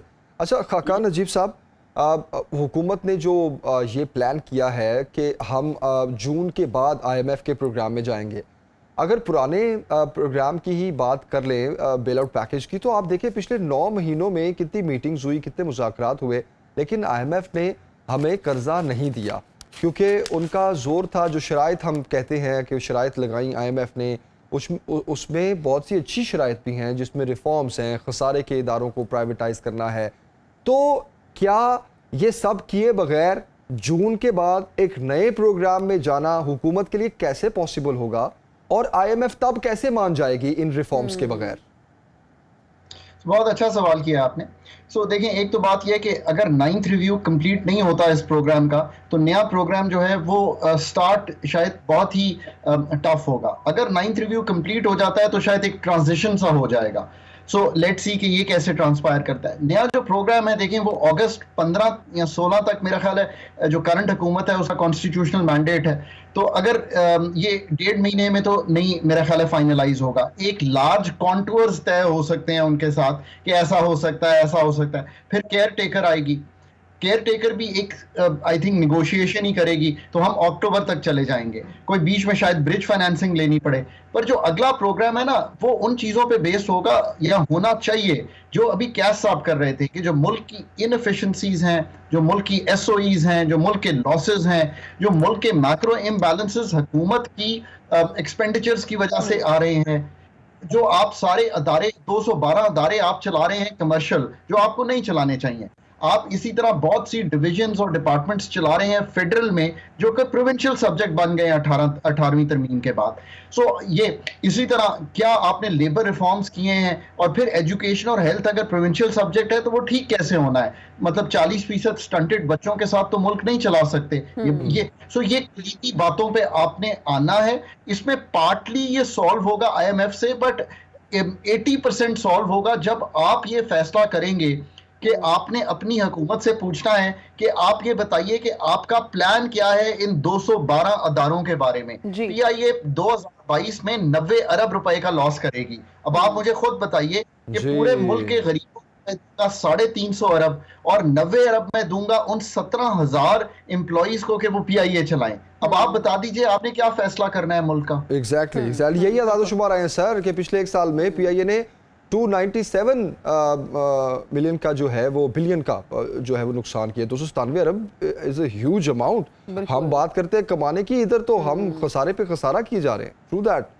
जी डॉक्टर साहब, स्टेट बैंक हुकाम ने कहा है कि बैंकों की जानिब से डॉलर की कदर में खुद साख्ता इजाफे पर कोई कार्रवाई अमल में नहीं लाई गई और रुपए की बेकदरी के मामले पर बैंकों का जो किरदार है वो गैर जिम्मेदाराना था। इसके अलावा उनका कहना था कि हुकूमत की इजाज़त से बैंकों पर माली जुर्माना या फिर इन्फोर्समेंट जो इकदाम हैं वो किए जाएंगे, जिसके लिए हुकूमत ने स्टेट बैंक को इजाज़त दे दी है। आप इस चीज़ को किस तरह से देखते हैं?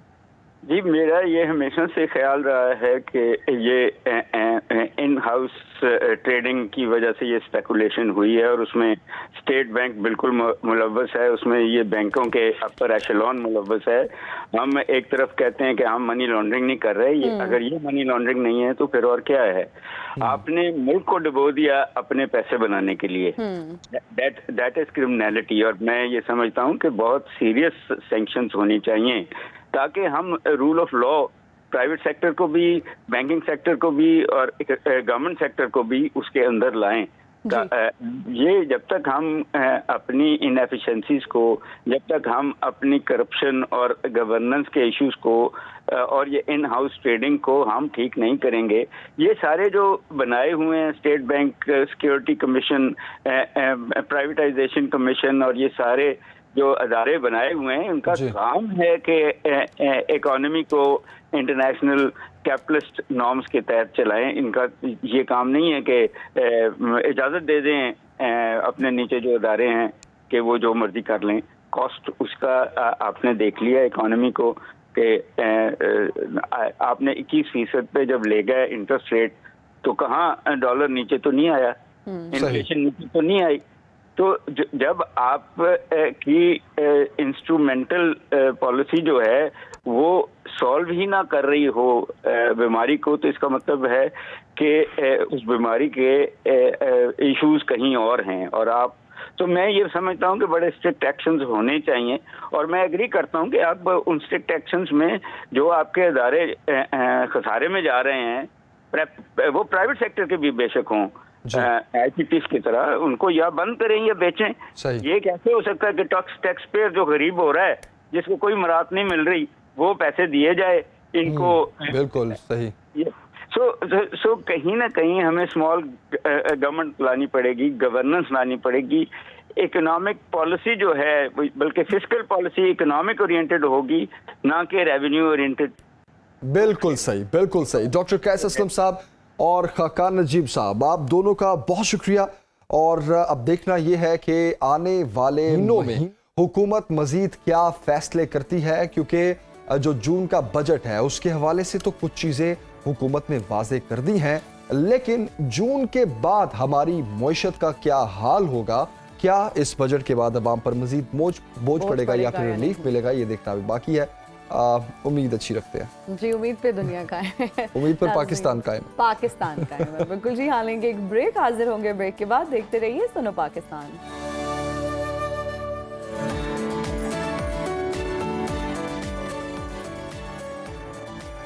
And we're right back after the break. You're watching सुनो Pakistan. Junior Asia hockey cup के फाइनल में भारत ने पाकिस्तान को शिकस्त देकर टाइटल अपने नाम कर लिया, और ओमान के शहर में होने वाले इवेंट में भारत ने पाकिस्तान को फाइनल में शिकस्त दे दी। भारत ने चौथी मर्तबा जूनियर एशिया कप का टाइटल जो है अपने नाम किया है। भारतीय जूनियर हॉकी टीम ने पाकिस्तान को 2-1 गोल से शिकस्त दी और पाकिस्तान को मुसलसल तीसरी बार फाइनल में नाकामी का सामना करना पड़ा, लेकिन फिर भी बहुत अच्छी एफर्ट थी कि हमारे जूनियर हॉकी प्लेयर्स ने पाकिस्तान को इंटरनेशनली रिप्रेजेंट किया और बहुत अच्छा खेला। जैसा कल हम जिक्र कर रहे थे कि फाइनल खेले जा रही है हमारी ये जूनियर हॉकी टीम जो है, और लेकिन इन खिलाड़ियों को डेली अलाउंस से महरूम रखा गया। जूनियर हॉकी एशिया कप खेलने वाले किसी खिलाड़ी को यौमिया अलाउंस भी नहीं दिया गया। हम हमेशा हॉकी के रिवाइवल की बात करते हैं, हम हमेशा इस टॉपिक पर बात करते हैं कि हमारा कौमी खेल है, लेकिन उतना ही इसको इग्नोर किया जाता है, उतना ही निगलेक्ट इसको किया जाता है हुकूमत की तरफ से। कोई फंड्स नहीं दिए जाते और ना ही इसके स्ट्रक्चर पर कोई तवज्जो दी जाती है। हमारे साथ इस पर बात करने के लिए बहुत ही स्पेशल गेस्ट मौजूद हैं। हैदर हुसैन साहब, सेक्रेटरी PHF, और मोहम्मद सकलैन साहब, साबिक ओलंपियन हॉकी प्लेयर, इस वक्त हमें स्टूडियोज में ज्वाइन कर चुके हैं। सकलैन साहब बहुत शुक्रिया, हैदर साहब thank you very much for joining. पहले तो ये बड़ी अच्छी और खुशी की खबर है कि हमारी जूनियर टीम जो है वो फाइनल तक पहुंची, इंडिया से हार गई। लेकिन मैं डायरेक्टली यही सवाल कर लेता हूं कि डेली अलाउंस का ना मिलना, TA ना मिलना, ये जो फाइनेंशियल प्रॉब्लम्स हैं हमारी टीम्स के, इसकी मेन रीज़न क्या है? एक्चुअली देखें, जितने भी विक्ट्री स्टैंड पाकिस्तान को मिले हैं, जब तक गवर्नमेंट सपोर्ट नहीं करेगी तो उसके बगैर बिल्कुल हम नहीं कर सकते। हमारे पास कोई रेवेन्यू जनरेट करने के लिए कोई ऐसा सिस्टम नहीं है जैसे क्रिकेट बोर्ड के पास है। हम लोग रेवेन्यू जनरेट ही नहीं कर सकते, तो हमने तो गवर्नमेंट को ही देखना है। अच्छा, प्राइवेट सेक्टर्स को भी इन्वॉल्व किया हुआ है, जैसे DHA लाहौर ने इस दफ़ा पाकिस्तान जूनियर को बहुत सपोर्ट किया। आज जो पाकिस्तान जूनियर का जो क्रेडिट जाता है वो ब्रिगेडियर वहीद गुल सती जो एडमिनिस्ट्रेटर लाहौर हैं, इसलिए कि अगर वो कैंप नहीं लगाते हमारा पाकिस्तान का तो ये परफॉर्मेंस भी नहीं होती। सही, क्योंकि नए प्लेयर्स इसमें थे। और फिर जब वेरी फर्स्ट डे आए थे तो हमें खुद परेशानी हो गई थी कि यार इनको अभी तो ट्रेनिंग की बहुत ज़रूरत है। तो और जो भारत है उसका अरबों रुपए का फंड है, हमारा जो गवर्नमेंट ग्रांट देती है वो 35 लाख रुपीस देती है। ओनली 35 लाख रुपीस जी। उसके बाद जो है आप ये देखें कि 3 साल से भारत जो है कंटिन्यूएशन में टीम खेल रही है, इंटरनेशनल मैचेस खेल रही है। हमारा पहला ही इंटरनेशनल मैच उधर जाके था बहुत सारे प्लेयर्स का। तो मैं समझता हूँ कि परफॉर्मेंस लड़कों की बहुत बेहतर है और बिल्कुल ये बड़ी अफसोस की बात है कि हम जब खेलते थे तो हमें जाने से पहले ही डेली अलाउंस मिल जाते थे या उस दिन वेरी फर्स्ट डे मिल जाते थे। अभी हमने जिस तरह DHA ने हमें जो टिकट्स दिए और यहाँ कैंप लगाया, कैंप की डेली अलाउंस दी, अब हम कितना उनके ऊपर बोझ डालें। उन्होंने जो कंट्रीब्यूशन करना था इस मौके पे जब कोई नहीं खड़ा हुआ, ये तो मैं तो हुकूमत क्यों नहीं करती? हुकूमत की तरफ से तवज्जो नहीं मिलती? हुकूमत इसलिए नहीं करती, वो कहते हैं कि हमारे पास सिर्फ हॉकी नहीं है, हमारे पास 100 गेम्स हैं, हमने सबको सपोर्ट करना है और उनके पास इतने फंड्स नहीं हैं। तो मैं ये कहता हूँ कि हमेशा जब भी हम रिक्वेस्ट करते हैं तो एक स्पेशल ग्रांट दी जाती है। अभी भी हमने 2 महीने पहले बोला हुआ था कि हमने टीम ने जाना है। अगर हम इन्हीं के इंतजार में होते तो हम तो शायद पार्टिसिपेट ही नहीं कर पाते। बिल्कुल। सर आपकी तरफ आएंगे। हॉकी हमारा कौमी खेल है और इस पर तवज्जो देने की बहुत ज़्यादा ज़रूरत है। हुकूमत की अगर हम स्पेसिफिकली बात करें, जिस तरह से सर ने अभी मेंशन किया, हैदर साहब ने, कि वो उनका ये कहना है कि 100 से ज़्यादा खेलों में हमें रिप्रेजेंट करना है और उस पर हमारा बजट होता है, इतना ज़्यादा बजट नहीं है, तो हॉकी को ही क्यों निगलेक्ट किया जा रहा है? देखिए, अगर आप समझें कि जितनी भी स्पोर्ट्स हैं पाकिस्तान में, हमारा हॉकी जो है वो नेशनल गेम है, इसको ट्रीट डिफरेंटली करना चाहिए। फिर क्या होता है कि अगर आप अगर कंपैरिजन करें दूसरी स्पोर्ट्स के साथ, जैसे स्क्वॉश है, फुटबॉल है, एथलेटिक्स है, इसमें सबसे सुप्रीम जो अदारा है स्पोर्ट्स के लिहाज से वो हॉकी है। वो हॉकी है, नो डाउट। आपको ट्रीट डिफरेंट, देखिए नेशनल गेम है, हमारी पहचान है। अब अगर इसकी हिस्ट्री देखें तो पाकिस्तान ने सबसे ज्यादा मेडल्स जो है, 3 बार का ओलंपिक चैंपियन है, 5 दफा का वर्ल्ड चैंपियन है, तो एशियन गेम 7 दफा जीता हुआ है, इसकी मतलब 7 दफा वो एशिया कप जीता हुआ है, 6 दफा चैंपियंस ट्रॉफी जीता हुआ है, कॉमनवेल्थ गेम जीता हुआ है। कोई ऐसा टूर्नामेंट नहीं है जो पाकिस्तान के जो है जिस सबस हलाली पर, और ये ही नहीं है बिल्कुल कि ये खाली इनकी विक्ट्रीज नहीं है, इन्होंने जो विक्ट्रीज हासिल की हैं ये भारत में जाके वर्ल्ड कप जीत के आए हैं, इंदिरा गांधी के सामने जीत के आए हैं। ये टीम जो है वो एटलांटा ओलंपिक्स खेलने उसमें गई है, अमेरिका में गई है, उसके बाद जो है बर्लिन में गई है। जब पाकिस्तानियों को वहाँ पे कोई देखना पसंद नहीं करता तो वहाँ पे जाके ये सबस हलाली परचम जो है वो पूरी कौम के सामने रोशन करके है। तो ये खाली जो है अचीवमेंट्स जो है ये नहीं है, तो दोबारा भी ऐसा इंशाल्लाह तो होगा। तो क्या ये अचीवमेंट्स ये वजह है कि हुकूमत कहती है? देखिए ये बिल्कुल, देखिए आप देखें टोटल अगर कल्चर देखें आप, ये मैं उस पर हुकूमत पे भी ब्लेम नहीं करता। देखिए हमारा आप कल्चर देखें, मेरे ख्याल में 90% लोग पाकिस्तान में ऐसे हैं जो फिजिकल फिट ही नहीं है, जिनके इतने बड़े काफ़ी बड़े बड़े पेट है उनके। पुलिस वाले आप देख लें सड़कों पे, कोई और देख लें, आपको कल्चर ही नहीं है स्पोर्ट्स का। तो आप कैसे जो है इंडिया में अगर आप देखें, अगर हम सारे ममालिक में आप देखें तो लोग जो हैं वो लीग्स होती हैं वहाँ पे, वो जो उनके सुपरस्टार बॉलीवुड के हैं वो इन्वॉल्व आपको नजर आते हुए ग्राउंड में। आप चाइना में चले जाएं, 80 साल 70 साल का एक बंदा आपको फिट नजर आएगा। तो एक कल्चर नहीं है, कल्चर किसने डेवलप करना? हमने तो नहीं करना, ये तो गवर्नमेंट का काम है कि लोगों को, जब आपके ग्राउंड जो है वो आबाद शुरू हो जाते हैं तो हॉस्पिटल आपके वीरान हो जाएंगे। तो इंग्लैंड ने ये करके दिखा दिया पूरी दुनिया को। उन्होंने कहा था कि अगर आप देखें सारा थिंक टैंक बैठा है, उन्होंने कहा क्या है आप हमारे हॉस्पिटल के, अगर आप ग्राउंड्स आबाद करेंगे तो हॉस्पिटल वीरान हो जाएंगे। तो उनका बजट जो है, जो इंग्लैंड का जो स्पोर्ट्स का बजट है, वो पाकिस्तान के जो पूरा जो फंड जो है, पूरा जो चलता है सिस्टम पाकिस्तान का, मईशत चलती है जो भी, उससे ज़्यादा उनका फंड है। तो हम देखते हैं कि हमारी तैयारी कोई नहीं है। देखें तैयारी ऐसी नहीं होती।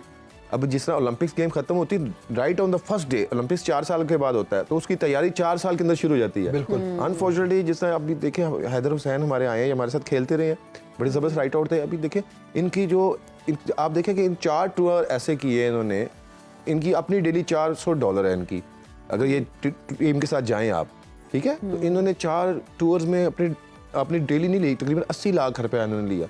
तो इस तरह के भी एलिजिबल भी लोग हैं। जरूरी नहीं है कि आप 4 साल रह के भी टीम को रिजल्ट दें, आप 2 महीने भी रह के भी आप फाइनल में आ सकते हैं। तो फाइनल में हारने की जो मेरे ख्याल में जो सबसे बड़ी वजह पता क्या है? देखिए इंडिया जो है वो आपको पता है कि इस वक्त एशियन हॉकी उसकी वर्ल्ड रैंकिंग जो है वो नंबर 3 है वर्ल्ड की, हमारी 19 है। तो जो उनके पूल हैं आप देखें, दोनों पूल आखिरी मैच उन्होंने हाई मार्जिन करके वो फाइनल में आ गए, ठीक है। उसकी क्योंकि पाकिस्तान को पहले जो है जापान, उसने पूल में भी उन्होंने लिया, फिर क्या किया उन्होंने फाइनल में, उन्होंने जो सेमीफाइनल के बैक टू बैक मैचेस थे हमारे, सेमीफाइनल आज हमने खेला है तो कल फाइनल है। पाकिस्तान जो है वो 17 घंटे के बाद फाइनल खेल रहा है, इंडिया जो है वो 22 घंटे के बाद फाइनल खेल रहा है, तो यहाँ पे 5 घंटे में तो इस्लामाबाद पहुंच जाता है बंदा। तो ये जो है वो ये इसका भी उन्होंने एडवांटेज लिया है। ऊपर फिजिकल जो है, और उनको पता था ऑलरेडी ये बैक टू बैक मैचेस खेल रहे हैं। टीम जो है वो कम्बिनेशन, जिस तरह उन्होंने हैदराबाद ने कहा कि 3 साल से वो टीम यूरोप की टीम ट्रैवल कर रही है। 35 मैचेस उन्होंने खेले हैं यहाँ एशिया को आने से पहले। तो हमारी टीम जो है वो बगैर किसी मैच के इंटरनेशनल के एक्सपोजर के गई है। और बच्चों का आप देखें माशाल्लाह उन्होंने जो खेली है बड़ी जबरदस्त है, हिसाब से तो बहुत अच्छी, बहुत ही जबरदस्त है। अच्छी नहीं है, बहुत ही अच्छी है, बहुत अच्छी है। हैदर हुसैन साहब, आपके ख्याल में इसका हल क्या है? हम चले, ये तो गिले शिकवे कर रहे हैं हुकूमत से, और हम देखें, मैं तो कह रहा हूँ जिस तरह DHA लाहौर आया है ना, इस तरह प्राइवेट सेक्टर को आना पड़ेगा इस नेशनल गेम के लिए। और हमने प्रूव कर दिया, बच्चों ने प्रूव कर दिया है। देखें, टैलेंट बहुत है पाकिस्तान में, सिर्फ हमें कैंपिंग की ज़रूरत है। अभी तो हमारी अवेयरनेस, हमारा एटमॉस्फेयर ही ऐसा है कि लड़का खुद भी जाके घर में वो ट्रेनिंग नहीं करता जो कैंप में होती है। बिल्कुल, हमें तो एटमॉस्फेयर इसलिए देना है कि ये घर पे भी जाके ट्रेनिंग करे। अभी हमारा ये कोई एडी सेंटर नहीं है कि हम यहाँ पर आके बच्चों को ट्रेन करें, वो घर से होके आए। पहले हम लोग घर में इतनी ट्रेनिंग करते थे, हमें कोई नहीं कहता था, लेकिन हमें ये खौफ होता था कि यार पाकिस्तान कैंप में जाएंगे, उसमें हमें फिटनेस टेस्ट होगा। अभी हमने ये स्टार्ट कर दिया है, हमने 6 फिटनेस टेस्ट किए 2 महीनों में। अच्छा। और अभी भी हमने ये रखा है क्राइटेरिया कि नेशनल टीम का पहले दिन आए और वो टेस्ट थे, जिसमें सकलैन भाई जो है थोड़ा सा वो कर रहे थे कि यार पहले दिन ही 2-3 दिन बाद। मैंने कहा हमने ट्रेनिंग कोचिंग सेंटर नहीं है ये अंडर 12 की टीम नहीं है कि वो पहले उनको ट्रेन करें उनके बाद कोचिंग करें। वो घर से ट्रेन होके आए, बिल्कुल ठीक है ना, और वो आके पहले फिटनेस टेस्ट दें, उसके बाद फिर 10 दिन बाद हर, ताकि उनको पता हो कि यार ये पाकिस्तान कैंप है। बिल्कुल। और मैंने एक और सोचा है, जैसे सकलैन भाई है और रेहान भट्ट हैं और हमारे ओलंपियंस यहाँ पर मौजूद हैं, हम सारा साल इनके हवाले करें प्लेयर्स, और ये आके वो करें। देखें, पाकिस्तान के पास इतना बजट नहीं है। अगर हम 1 महीने का कैंप लगाते हैं तो हमें कम से कम 90 से 1 करोड़ रुपए चाहिए, 90 लाख चाहिए एक। और वो उसमें होटल नहीं है, क्रिकेट बोर्ड तो होटल में रुकता है, ये मैं हॉस्टल की बात कर रहा हूँ। अगर हम होटल में रुके तो 2 करोड़ रुपए चाहिए, और अगर हम इंटरनेशनल टूर्स पे जाते हैं तो 3 से 4 करोड़ रुपए दरकार होते हैं। अब आप देखें 35 लाख रुपए में हमने क्या करना है। दूसरा, मैं यहाँ पर जिक्र ना करूँ तो ज्यादती होगी, CM सिंध सैयद मुराद अली शाह को जो 10 करोड़ रुपए पाकिस्तान हॉकी फेडरेशन को देते हैं, अगर वो ना दें तो ये जो बिल्डिंग है ना ये वैसे ही गिर जाए, इसलिए सैलरीज कहाँ से देंगे, एम्प्लॉइज भी तो हैं, सिस्टम भी तो चलाना है। बिल्कुल। तो हम अब 10 करोड़ अगर हम इंटरनेशनल टूर पे लगा लें तो 2 टूर पे खत्म हो जाएंगे। तो हमने बहुत देखभाल के करना होता है। पिछली दफा एंग्रो वालों ने हमें दिया तो हम अजलान शाह में जा सके। गवर्नमेंट ने हमें साउथ अफ्रीका, अगर हम नहीं जाते, अब सिस्टम एक और हो गया। सिस्टम ये हो गया कि अब अगर हम इंटरनेशनल मैचेस नहीं खेलेंगे तो हम एक तो रैंकिंग से नीचे आ जाएंगे। हम 18वें नंबर से अभी 16वें नंबर पे तो आ गए, ठीक है, लेकिन ये एबनॉर्मल रैंकिंग है हमारी।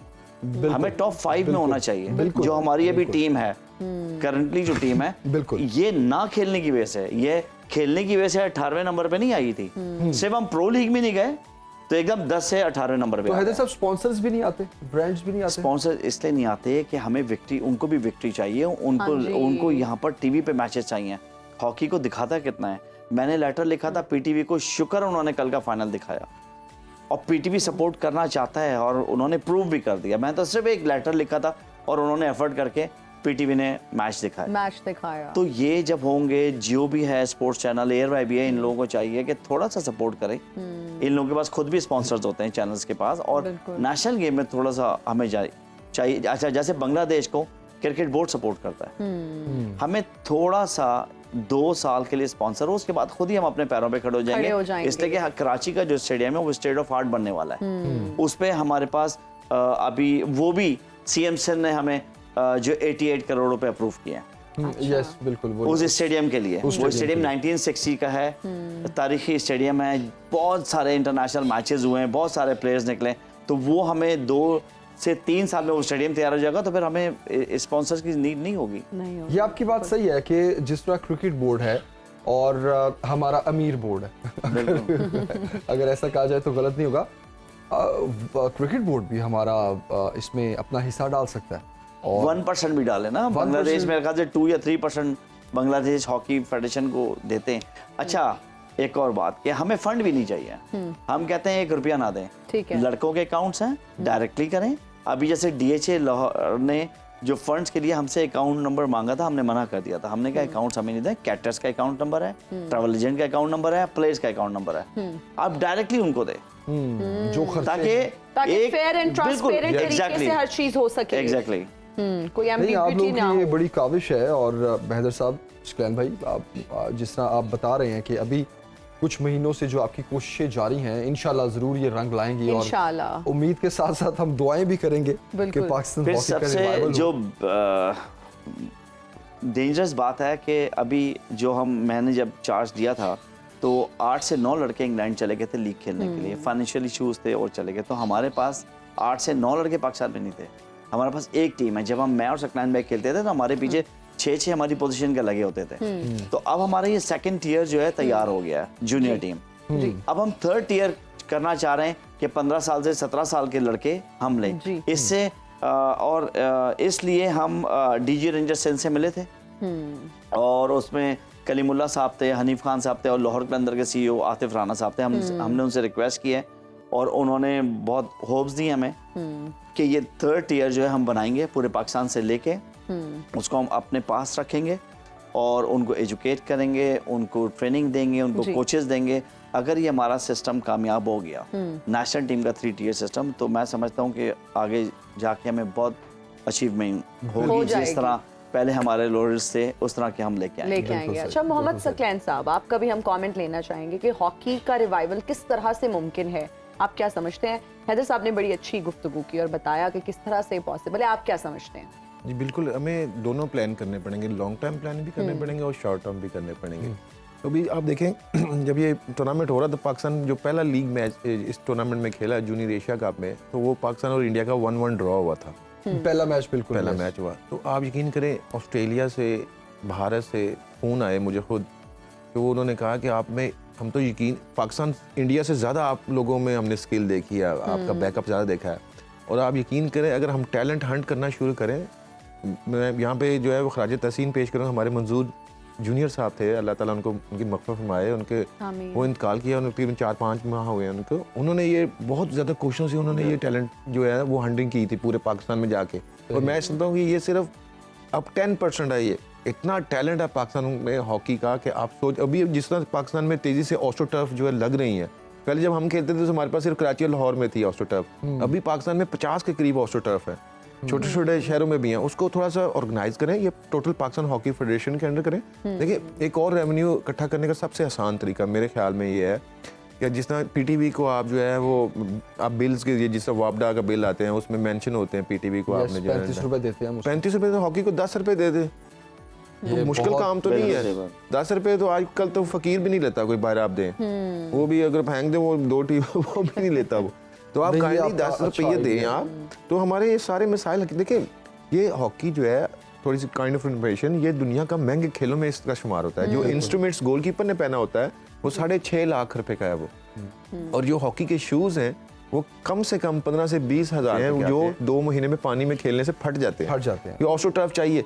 इसको भी आप देख लें, हॉकी जो खेलते हैं वो 25,000 से शुरू होती है, वो लकड़ी वाली हॉकी नहीं, अभी कंपोजिट है, फाइबर क्लास की है। मगर सबसे जो इसमें जो इम्पोर्टेंट चीज़ है वो डाइट प्लान है इनका। डाइट प्लान, क्योंकि आप ये आम डाइट प्लान से जो है वो शिकार नहीं कर सकते। बिल्कुल। और फिर ऑस्ट्रो टर्फ जो है उसका खर्चा और पूरे स्टेडियम का काफी चीजें जो हैं अब उसमें ऐड होती हैं। ये एक महंगा खेल है, महंगा खेल है। दूसरी गेम होती है जैसे फुटबॉल है, फुटबॉल आया, बच्चे खेल रहे हैं, अपने शूज है, वो तो गुजारा हो जाएगा। जैसे क्रिकेट है, एक बैट लेके आए आप, वो अपना बॉल है वो खेल लेते हैं। भाई इसमें आपको बहुत ही प्रोफेशनलिज्म चाहिए इसको, और दुनिया का ये फास्टेस्ट गेम है ये हॉकी। क्रिकेट और फुटबॉल जो है वो मैं समझता हूँ कि हॉकी से बहुत ईजी है। हॉकी एक आम शख्स नहीं खेल सकता। आप भी क्रिकेट खेलना चाहे तो खेल सकते हैं, फुटबॉल खेलना चाहे, लेकिन हॉकी नहीं खेल सकते। हॉकी एक टैक्टिकल मसल्स ही आपको डिफरेंट चाहिए उसमें, क्योंकि ऑस्ट्रो टर्फ जब ग्रास तक तो थे हम चैंपियन थे। हमें जो है ना, एक्चुअली हमें प्रॉब्लम ये है कि हमारा अगर दुनिया में अगर देखें ना, दूसरी जगह यूरोप में, वहाँ पे अगर आउटडोर नहीं है तो इंडोर हॉकी शुरू हो जाती है। मौसम एनवायरनमेंट ऐसा है, ठंड होती है। जैसे ईरान है, आपको पता है ईरान जो है वो इंडोर का 2 दफ़ा का वर्ल्ड चैंपियन है, और वुमेन्स की टीम भी वर्ल्ड चैंपियन रही है उनकी। वो इंडोर हॉकी खेलते हैं। हमारे इंडोर यहाँ पे सिस्टम जिसकी वजह से हमारी डिफेंसिव स्किल वेरी वीक है, हम अटैक में तो बड़े मास्टर हैं। तो ये चीज़ें भी हैं कि हमें वर्ल्ड के साथ मुकाबला, जर्मनी के साथ अगर डिफेंस का मुकाबला करें तो हमारी मेरे ख्याल में 80 और 20 का फ़र्क होगा। यस अटैक जो है हमारा हो सकता है बेहतर हो, बट ये पूरा एक कंप्लीट पैकेज होता है आपकी Complete फिटनेस, package होता है। डिफेंस, अटैक, फिर plenty corner, short corner, special goalkeeping का जो है वो इतना ज़्यादा स्पेशलिस्ट यहाँ पे आ गई है, स्पेशलाइजेशन आ गई है कि आप जो है ना, ये आसान काम नहीं है दुनिया में जाके टॉप लेवल के ऊपर फिनिश करना। एग्जैक्टली बिल्कुल बिल्कुल ट्रू दैट बिल्कुल ऐसे ही है।